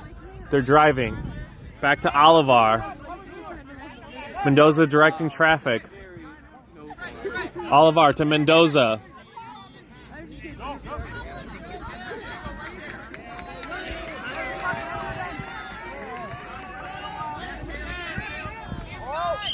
Wrapped up by DCQC. Ray Rose recovers it. Misbeat. Rose driving on the far side of the field to Levinson. Levinson drives. Ooh, I don't know about that one. Looks like Williams will recover it for DCQC. We're going to get a stoppage of play. It looks like Williams is going to need a sub at Chaser.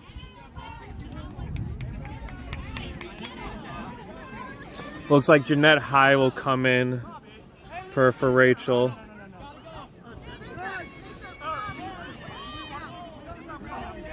Score is 130. DCQC, Slice 85. Set score is 180.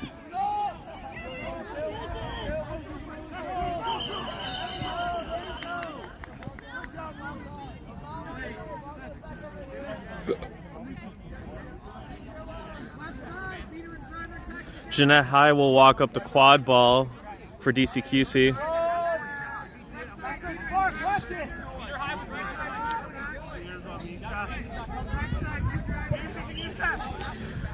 Brandon's got the quad ball. Low pass. Mendoza recovers it. Juke. Mendoza's driving. Gets it to Levinson. Goal is good. Slice loses dodgeball control and dodgeballs. DCQC's got a unique opportunity here. Riley to Brandon. Brandon drives. Elbow through hoop. We're going to get a stoppage of play.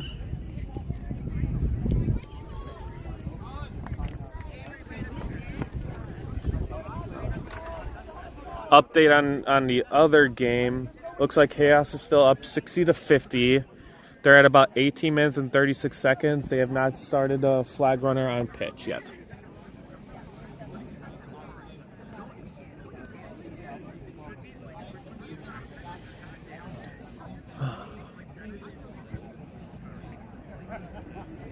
Close game, fun game. Looks like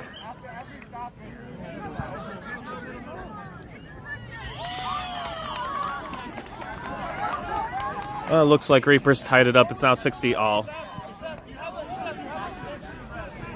Looks like Brandon's goal for DCQC is good.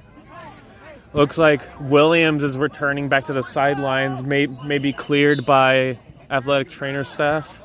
Love to see that. Mendoza directing traffic, bringing up the quad ball.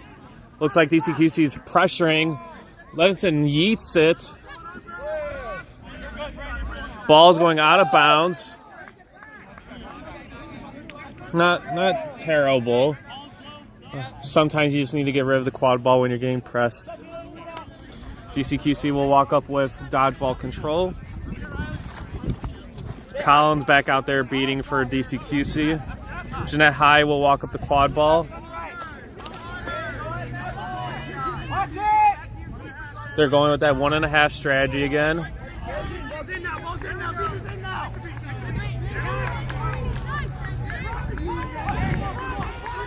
Liz Stone getting wrapped up behind hoops. Slice will walk up the quad ball. Mendoza will bring it up for Slice.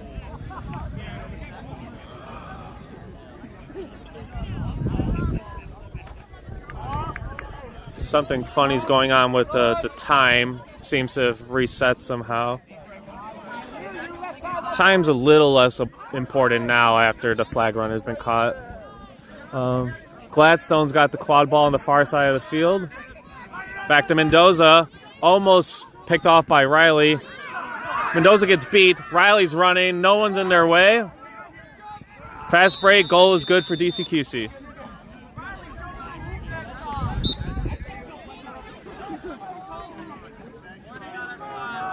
DCQC still maintain dodgeball control. Very helpful to create those fast break opportunities when you have both dodgeballs in your possession. Mendoza's bringing up the quad ball for Slice. DCQC's within 3. What a rip by Mendoza.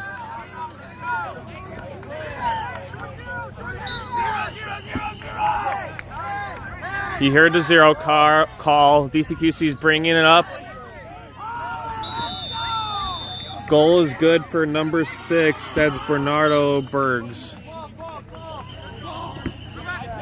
Dodgeballs are on the ground. Mendoza's moving.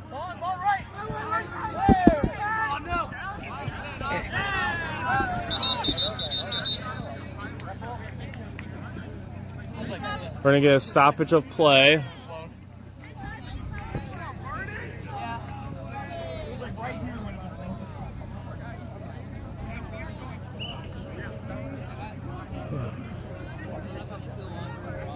And for those watching at home, I am okay. Almost got hit by a dodgeball.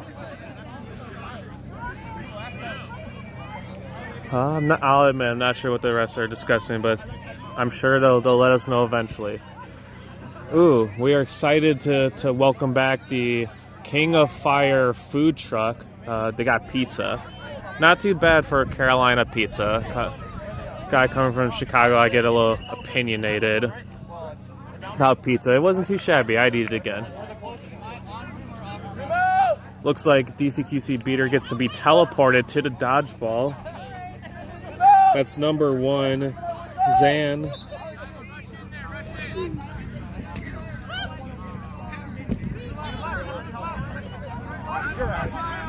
DCQC maintains dodgeball control. Looks like a good goal.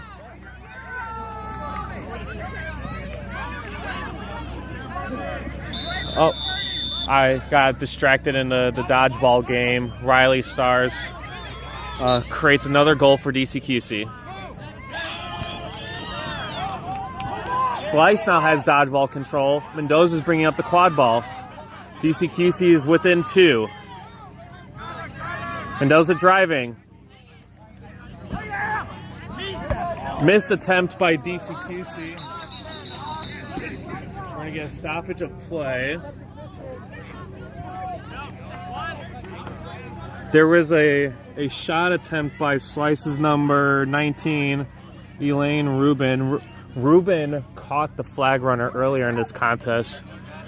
Much needed momentum shift for Slice, giving him 35 points. There is a cluster of players on the quad ball by DCQC Hoops.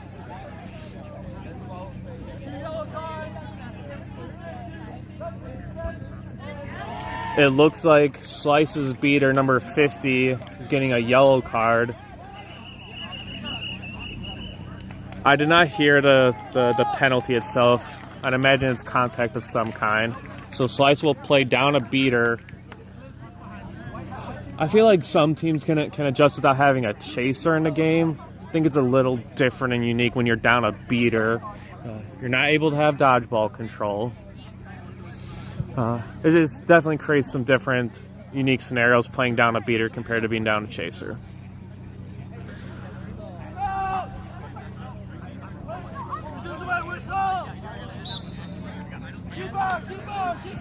Slice's lone beater, that's number 0, Chef Savabada. We'll see what they can do by themselves. DCQC's got dodgeball control.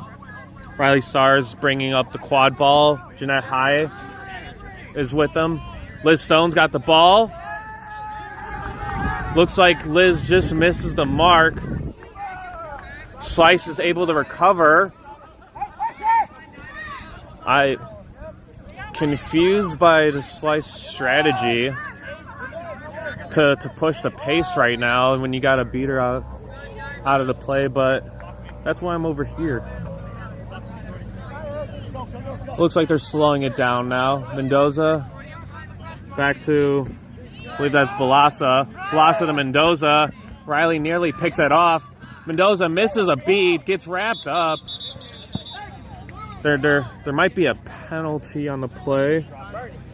Looks like Bernardo is going to get a contact penalty. Mendoza didn't have the ball, but was still getting wrapped up.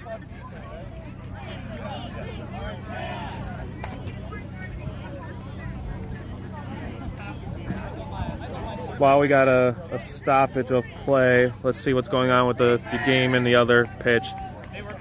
It looks like they are about to begin. Flag runner on pitch. Set score is 140. Carolina Reapers are up 80-70. Balasa is driving on the far side of the field.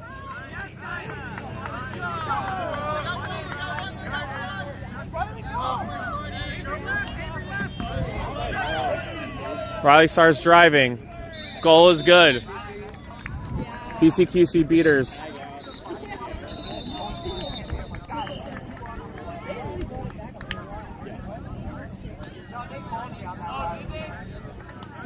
Maybe I missed a goal somewhere. It's possible. Or maybe just scores were... Either way, it looks like set score has been reached. Final score, 180-115. Slice definitely made this a closer game than it initially was. DCQC will now finish pool play with a final record of 4-2. Slice has one more game later today with Reapers. They currently sit at 1-4. Like I said, pitch 1 is still going on. I would definitely tune into that game. We will be back here. On paper, it says for 10:20.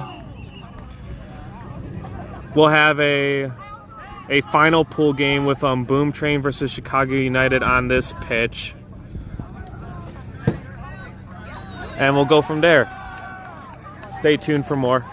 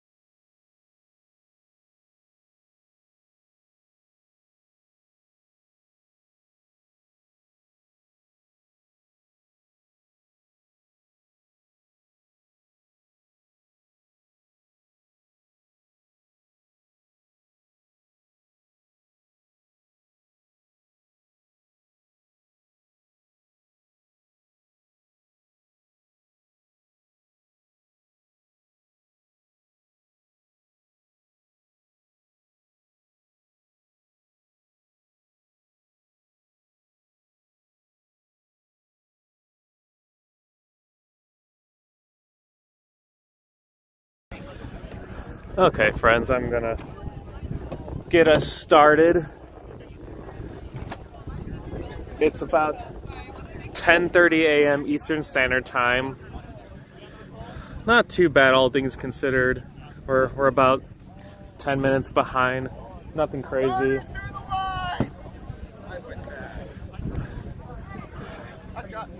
Stop. Let's see. We're on pitch 2. This will be the last game on this pitch for today. We still got 2 more games that need to happen after today.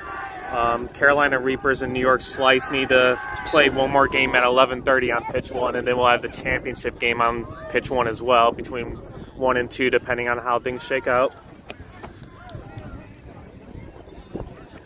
Well, I guess not depending. If my math's right, it looks like Boom Train and DCQC are going to lock in 1 and 2 for today.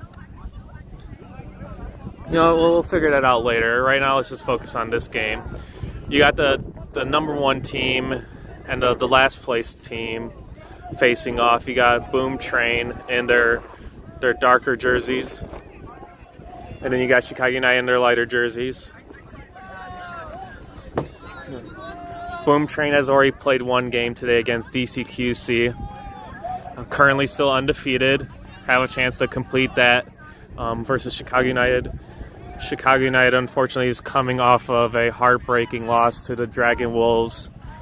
They had moments of spark, leading the games in various moments, and unfortunately lost it in a golden goal scenario to the Dragon Wolves.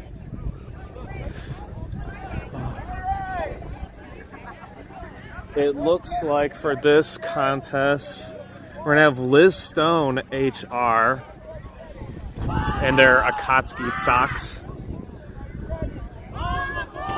It looks like Liz is also going to have New York Slice ref crew.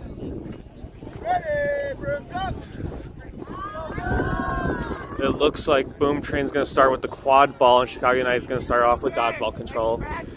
Kennedy Murphy will start with the Quadball, named as head coach for Team USA Quadball last year.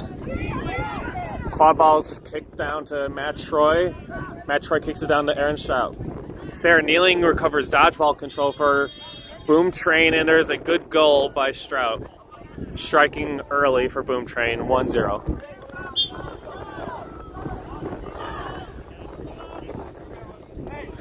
For all intents and purposes, Boom Train's done enough of their job this weekend. They've secured a bid for their team. Chicago United, unfortunately, is going to get a bid from this game alone. A chance to get reps and compete and finish out the weekend. We have that pairing of Sarah Nealing and Tad Walters out there beating for Boom Train. Matt Troy will bring up the Quadball. This might be the one game where I do not need a binder with rosters on it. Being in Chicago, both these teams having Chicago players on it, I get a chance to say their names and be around them pretty often. Murphy to Troy. Troy is driving. Troy scoring on the near hoop. We got a stoppage of play. Goal is good. Signaled by Liz Stone. We're giving the goal ref a chance to bring the quad ball back. Score is now 20-0. Looks like Zeke Majeski and Nia Moore are beating for Chicago United. Nevin O'Donnell is bringing up the quad ball for Chicago United. They're joined by Natalie Farley and Hannah Miller and Marco Sandoval.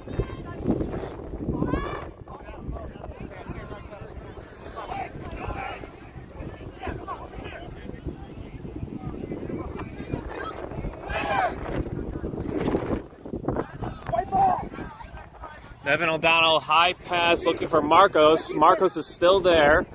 Kicks it to Hannah Miller on the far side. Hannah Miller is going to drive. Back to Marcos. They're being chilly. Chilly is just a phrase we use to like slow things down. Not go fast, not go hard. We're being chilly. Marcos looking, scanning, pump fakes, finds Nevin. Nevin's driving. Just misses the hoop. That'll be a turnover for Boom Train. May's out there on the near side of the pitch, chasing number 4. Kennedy Murphy giving Troy the thumbs up for something.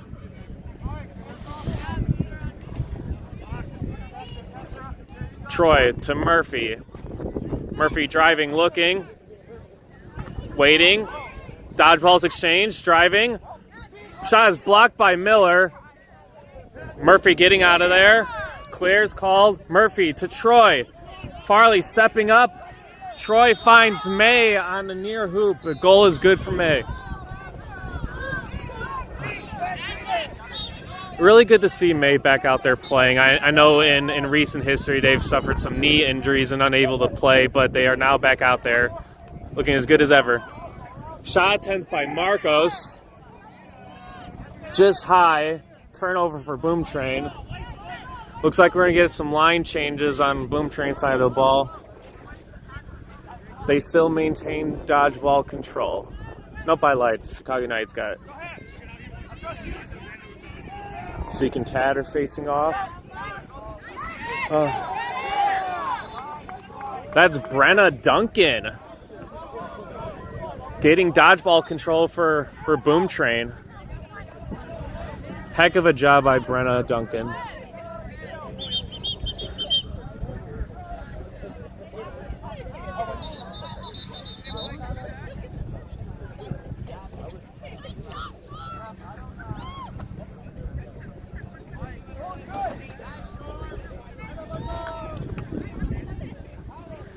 All right, there's a stoppage of play.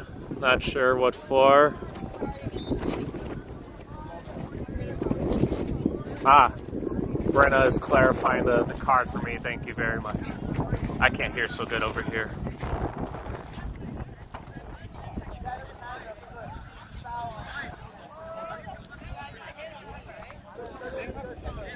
Looks like Sarah will have the quad ball for Boom Train. Piper's wanting clarity on what's happening in the procedure.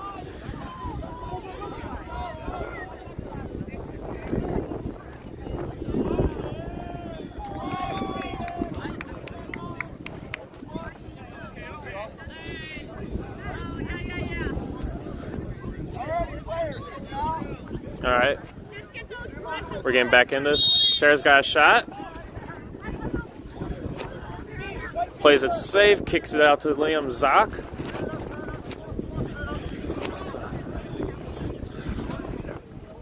We got Jim Richard out there keeping, and then Vincent Reyes chasing for Boom Train. Michael Morog's out there beater.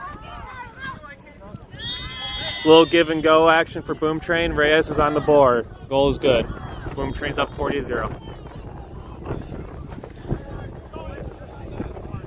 Zeke's still out there beating for Chicago United. Piper's bringing up the quad ball.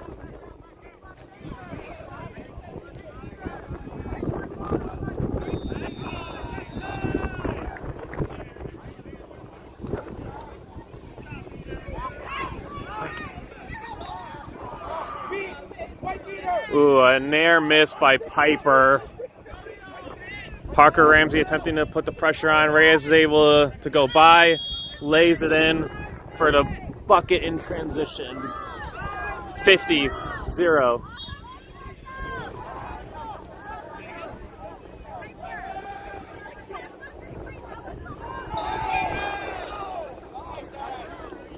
Looks like Zeke is going to sub at beater. We're going to get Harold Avancula back out there.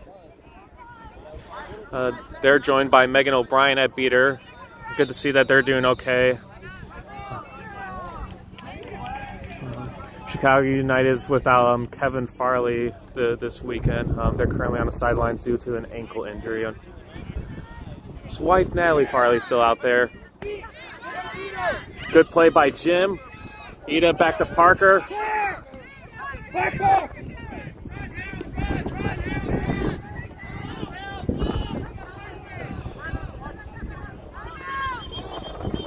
Looks like out of bounds, but we're going to clarify how to proceed.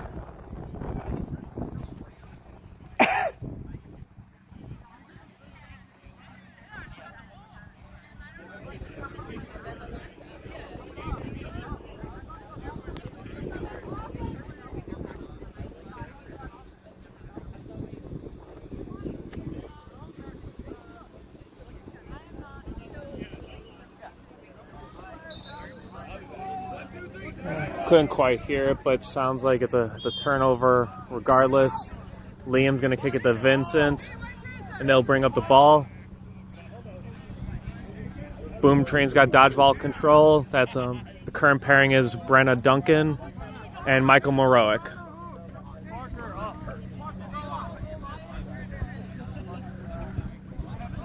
Nathan Digman now subs in for Boom Train.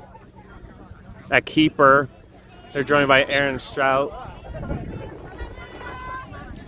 To Aaron. Give and go. Goal is good. That's Aaron's second on the day for this match.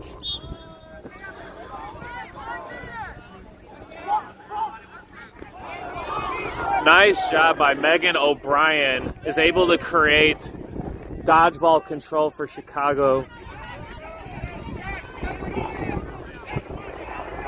Piper attempted a shot on the middle hoop. It sails over. Got another beater sub for Boom Train. Shannon and Sarah Kneeling now come out there. Beating for Boom Train.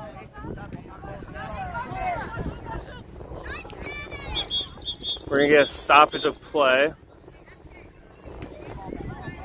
Looks like Nathan's getting a contact card, a yellow card on Yap from Boom Train. Looks like Yap's got a chance to score.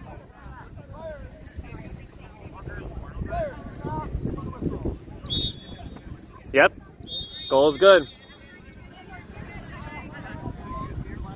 Nathan no longer has to serve that penalty. We'll go tag up and we'll resume from there. I mentioned in a previous stream, Nathan's first year Chicago United player. They used to play for the Southern Illinois University Carbondale, otherwise known as the Salukis. So that's like the bottom part of Illinois' border. Unfortunately, I don't think they're a existing college program, but it's good to see Nathan still out there playing. Spriggs got the ball on the far side of the pitch. Kicks it down to Nathan. Nathan, back to Sprigg. Sprigg getting wrapped up by Nathan. Still keeping the ball alive. Ball is loose. Nathan recovers it. Being patient, finds May. May finishes the play. Good goal in transition. Dodgeballs are on the ground. Harold is able to keep dodgeball control for Chicago United. Score is 80-0, just past the 8-minute mark. Piper's driving. Good defense by Boom Train. Shannon with an easy beat.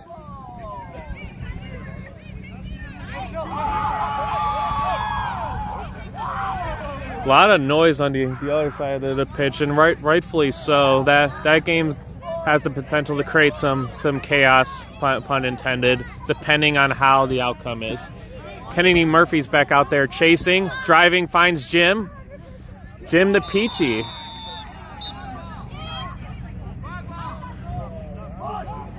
Peachy back up top to Murphy.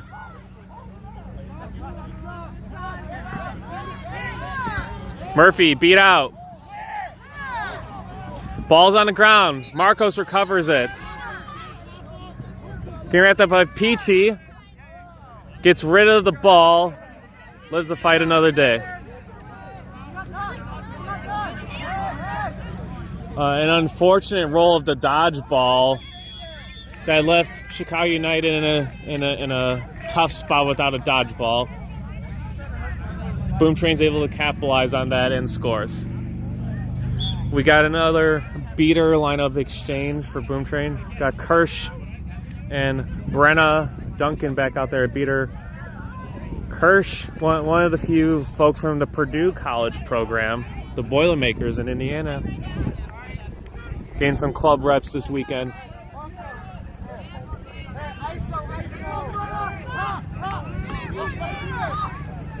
Give and go, beat. We are on the move. Peach is moving. Gets wrapped up by Nevin. Jim kicks it out to Sarah. Ball still live. Murphy kicks it out of bounds. Chicago United survives the boom train transition. Marcos will walk it in. Unique rule to quad ball. You have a choice when the ball goes out of bounds. You can either inbound it yourself or pass it off to one of your players. You just have 5 seconds to make that choice. Marcos has got the ball. And that good. Yeah. Interestingly enough, that goes in. Good angle. First goal for Chicago United of this contest. Jim Richard will bring the quad ball up, wasting no time. Step in. Finds Peachy on the far side of the pitch. Peachy up to Murphy. Murphy back to Peachy. Peachy pump fakes. Switches. Drives. Finds the near hoop for the goal. That puts Boom Train in triple digits. We got stoppage of play. Liz Stone will clarify what we're up to.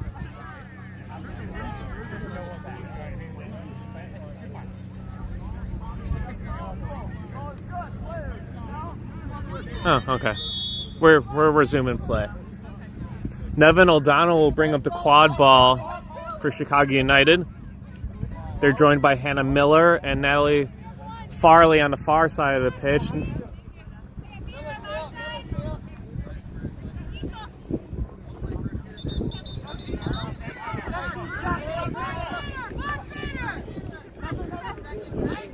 Nevin attempting to go for the tall hoop. Blocked. Peachy's there. Peachy's driving.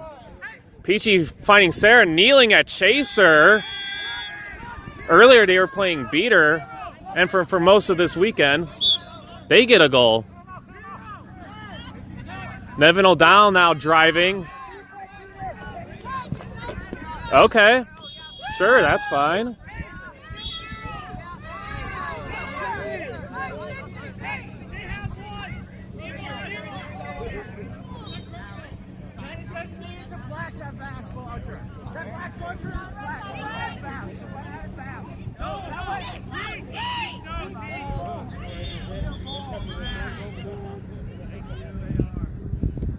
It looks like there was some misunderstanding in Bludger game, or not Bludger, dodgeball game.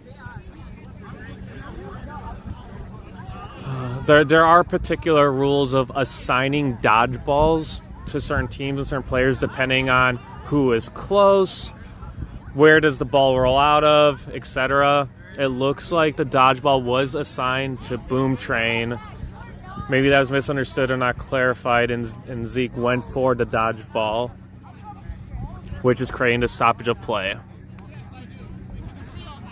We're at about 12:30. It's 1:10. Boom Train, Chicago United 20. Looks like things have been clarified.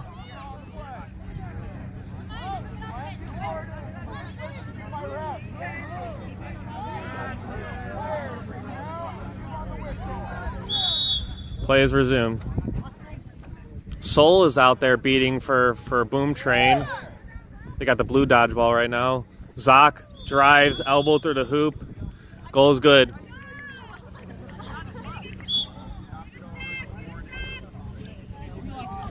Nevin O'Donnell will bring up the quad ball.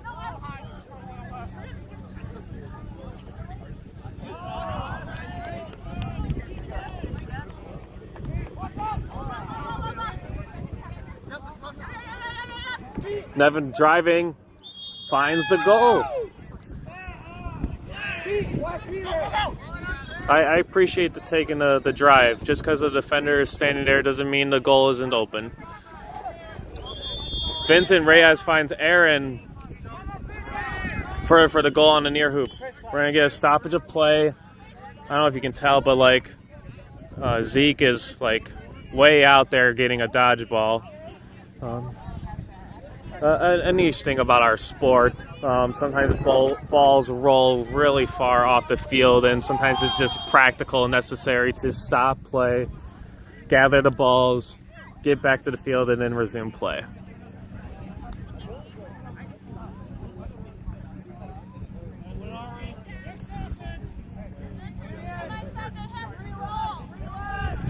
Nevin O'Donnell's got the quad ball. Marco Sandoval's out there. Those two have been putting in a lot of good minutes this weekend for CU. Just low. Hannah Miller's able to keep the ball up. Wrapped up by Zoc. Natalie attempting to slow down Zoc.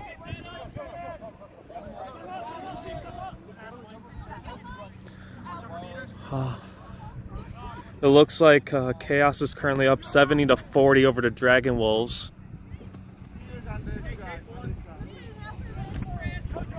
Missed by Maroic. Ball is out of bounds.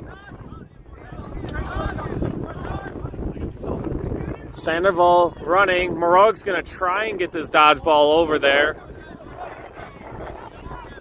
Boom Train's without a dodgeball, wrapped up, turnover.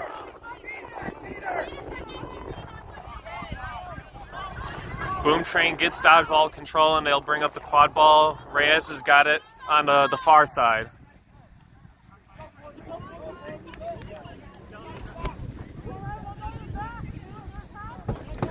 Stout's got the quad ball behind hoops on the far side. Stout up to Zoc. Zoc driving, dunks it on the near hoop over Miller. O'Donnell will take the quad ball and bring it up. Adam Zajac subs in at beater for Chicago United. Nathan's back out there. You also got Parker Ramsey and Sprigg out there in the chaser game. Piper subs in at keeper.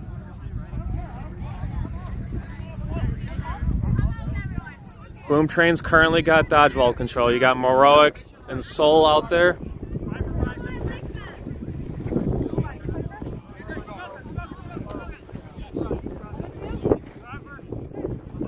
Piper down to Nathan. Nathan's driving, taking up space, looking. Piper now got it, blocks a dodgeball to Nathan. We're getting a stoppage of play.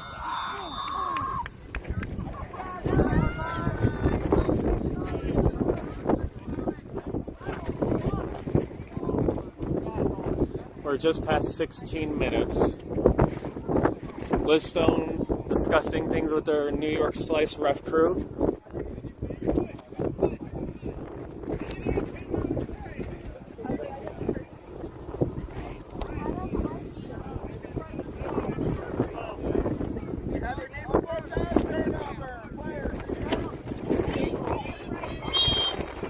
Vincent Reyes is on the move. No one's in their way. Goal is good.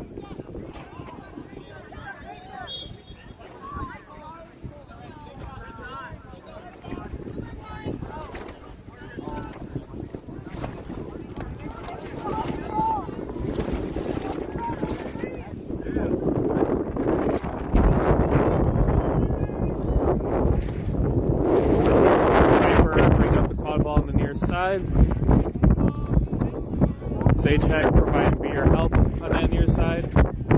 Piper's telling Nathan to take up that corner space.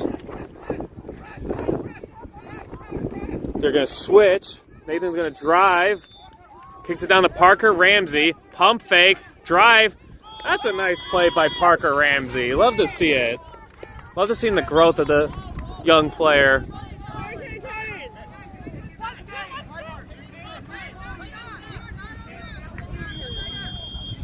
Goal is good in transition for Boom Train. There's some confusion to do there in that situation. Boom Train now occupies all the dodgeballs on their side. So, Jim to Peachy. Peachy, goal is good. We're about 18 minutes. We're going to get a press situation from Boom Train.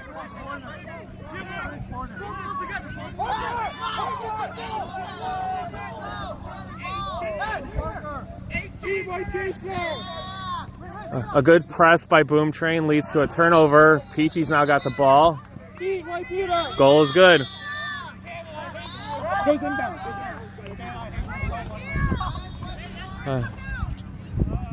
Shannon and Ray creating a lot of pressure for Chicago United with this press.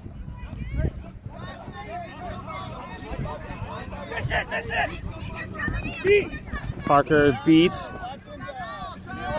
Brenna Duncan's now in at chaser. Chicago United is able to break up the press situation. They got the dodgeball control now. Looks like we're going to get a dangerous slide call on Jim.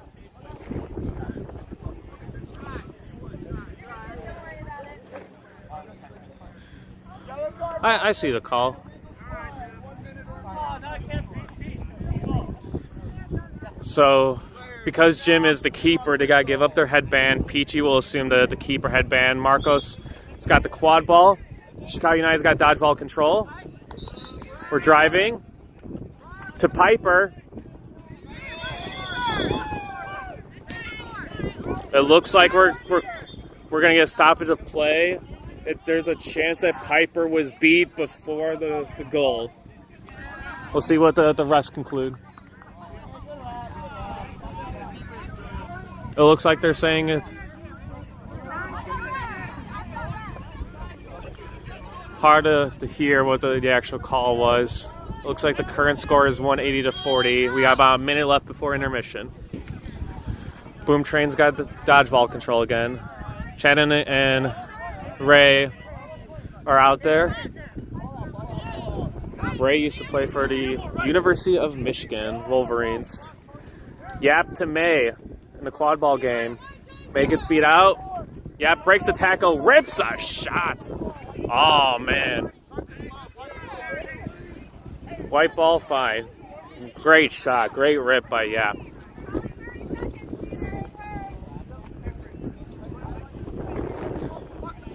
Marcos has got the quad ball. We're approaching last possession. Nevin rips a shot, misses it. I'll never be mad at that. Shooter's got to shoot.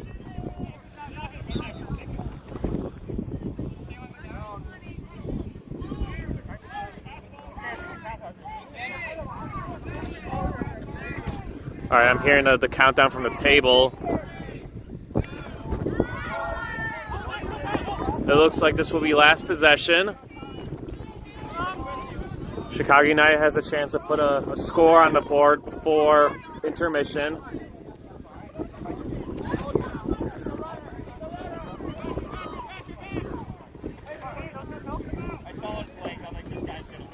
Ramsey being directed to go behind hoops. Sandoval's got the quad ball.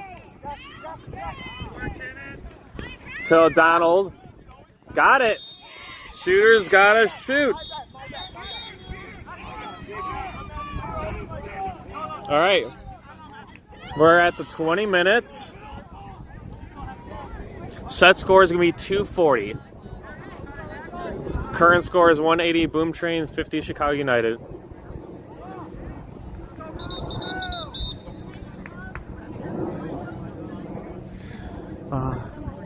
Let's see. Update on the other pitch. They have started flag runner on pitch. It looks like set score is 150. Chaos currently has 100, and Dragon Wolves has 50. So far, it's looking like Chaos has the opportunity to continue the three-way tie. Nothing's guaranteed yet. They obviously need to win out, and it looks like they're doing that. Reapers still need to beat Slice later today to still be in the conversation. But even so, if Chaos wins, Reapers wins, there's three-way tie, it's going to come down to point differentials. and we'll let the people above my pay grade figure out that math later.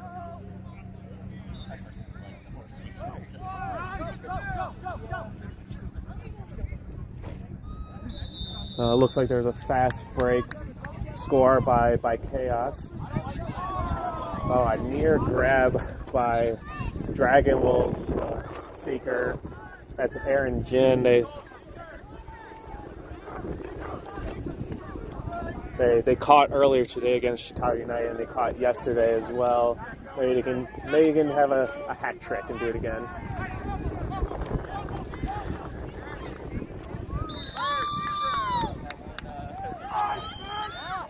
Looks like Chaos scored again. Looks like they're running away with it. And it looks like we can return to the game in front of us with Chicago United and Boom Train.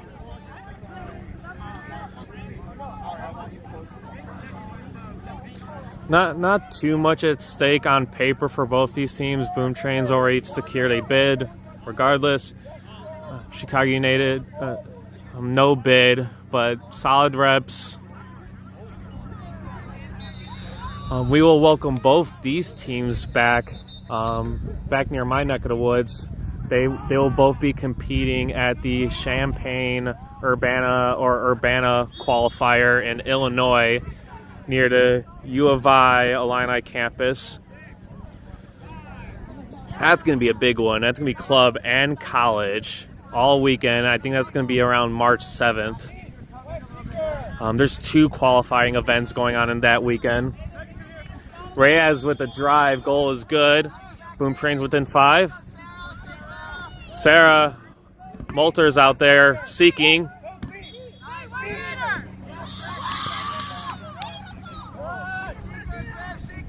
Kirsch coming in with the beater support.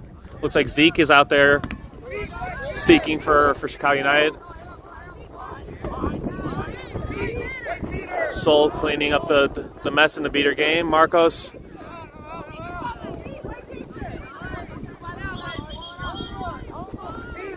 It looks like we might get a card on Reyes, possible neck contact.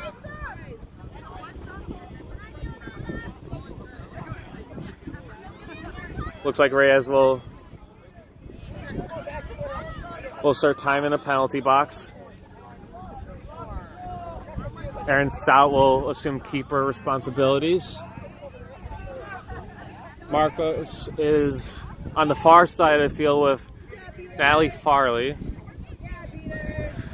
I don't know if there's ever going to be like a Jeopardy style fun facts quiz, but I'll throw one out there.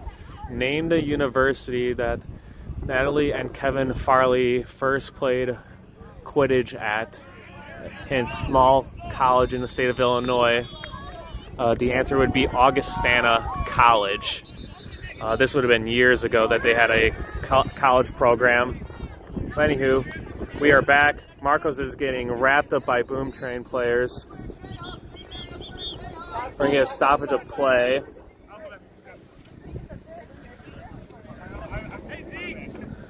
Looks like Liam Zock is gonna serve a penalty now. Contact of some kind. Contact behind. So Boom Train is now down 2 chasers for contact. Looks like Marcos will finish the play. Reyes will come back in. Zock will still have to finish the penalty.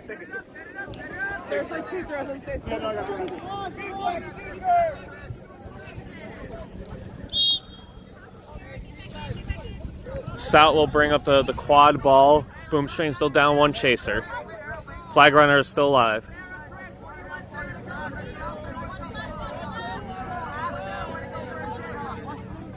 It looks like the game on the other pitch has completed. Looks like Chaos won pretty decisively, 175-60.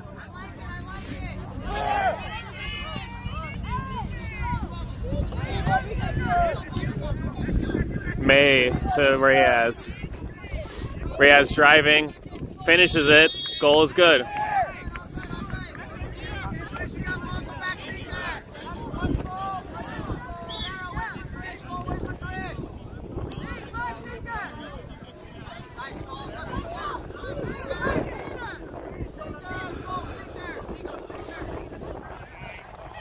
Ramsey rips a shot just off the mark.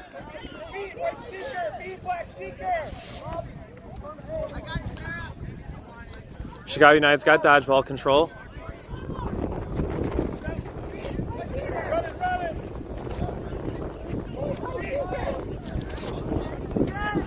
Reyes passes it to Zoc. Zoc gets beat out.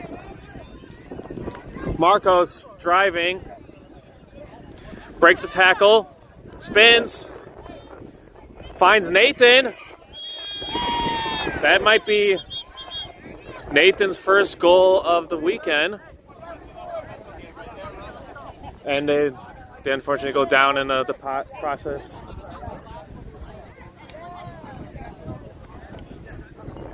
Took a hard hit from Zoc.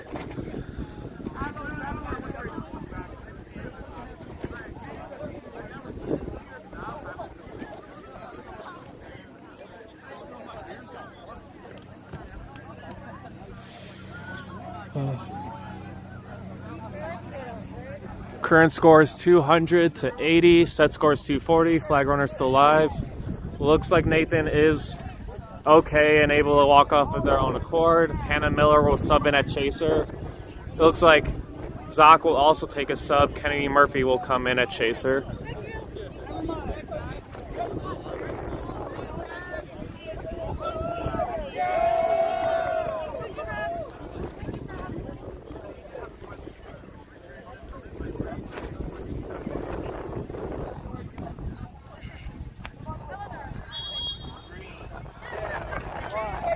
Jim Richards will hand the ball off to Murphy. Ooh, there might have been a fumbling of the quad ball. Maybe they set the keeper line.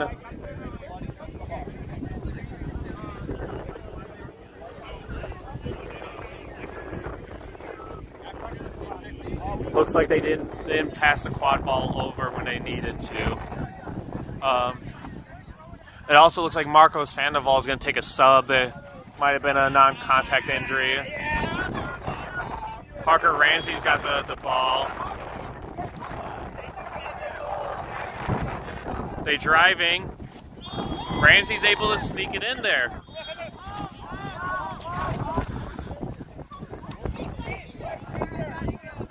Peachy's now got the quad ball on the far side of the field.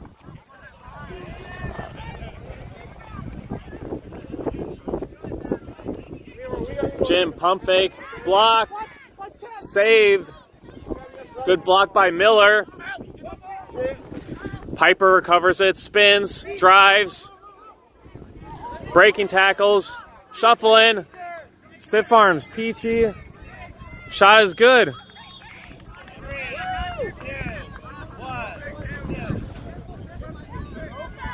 High beat attempt by Neymar. Walters is now out there seeking for Boom Train. Ooh, near miss.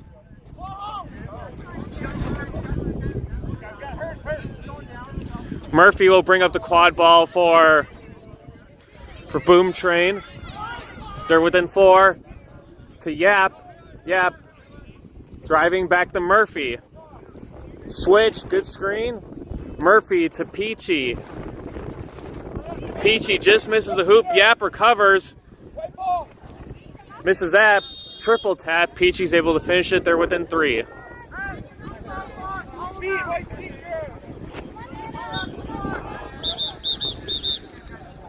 We're going to get a stoppage of play. There's a chance that Walters puts this one away with a clean flag catch. We'll see what the ref crew has to say. The catch is good, and set score is achieved. Final score, Boom Train 245, Chicago United 100. All right, for pool play, that concludes it for these two teams. Boom Train goes on undefeated, 6-0. Chicago United, unfortunately, finishes 0-6. Boom Train secures the number 1 spot in the pool play and a bid. They still got a game. They're going to play whoever ends up in second place. There is one more pool play game that still has to be played. That's going to be on pitch 1, and then the championship game will also be on pitch 1. There will be no more streaming on pitch 2. Pitch 2 is completed. The next game is scheduled for 11:30, which is in about 15-20 minutes or so. It's going to be Carolina Reapers versus New York Slice, and that will determine the outcome of seedings for 2nd, 3rd, and 4th. And just to clarify for folks, the top 3 club teams this weekend get bids for nationals in Sacramento, California this April. Stay tuned for more. This is Scott Ryan signing off. Take care, friends.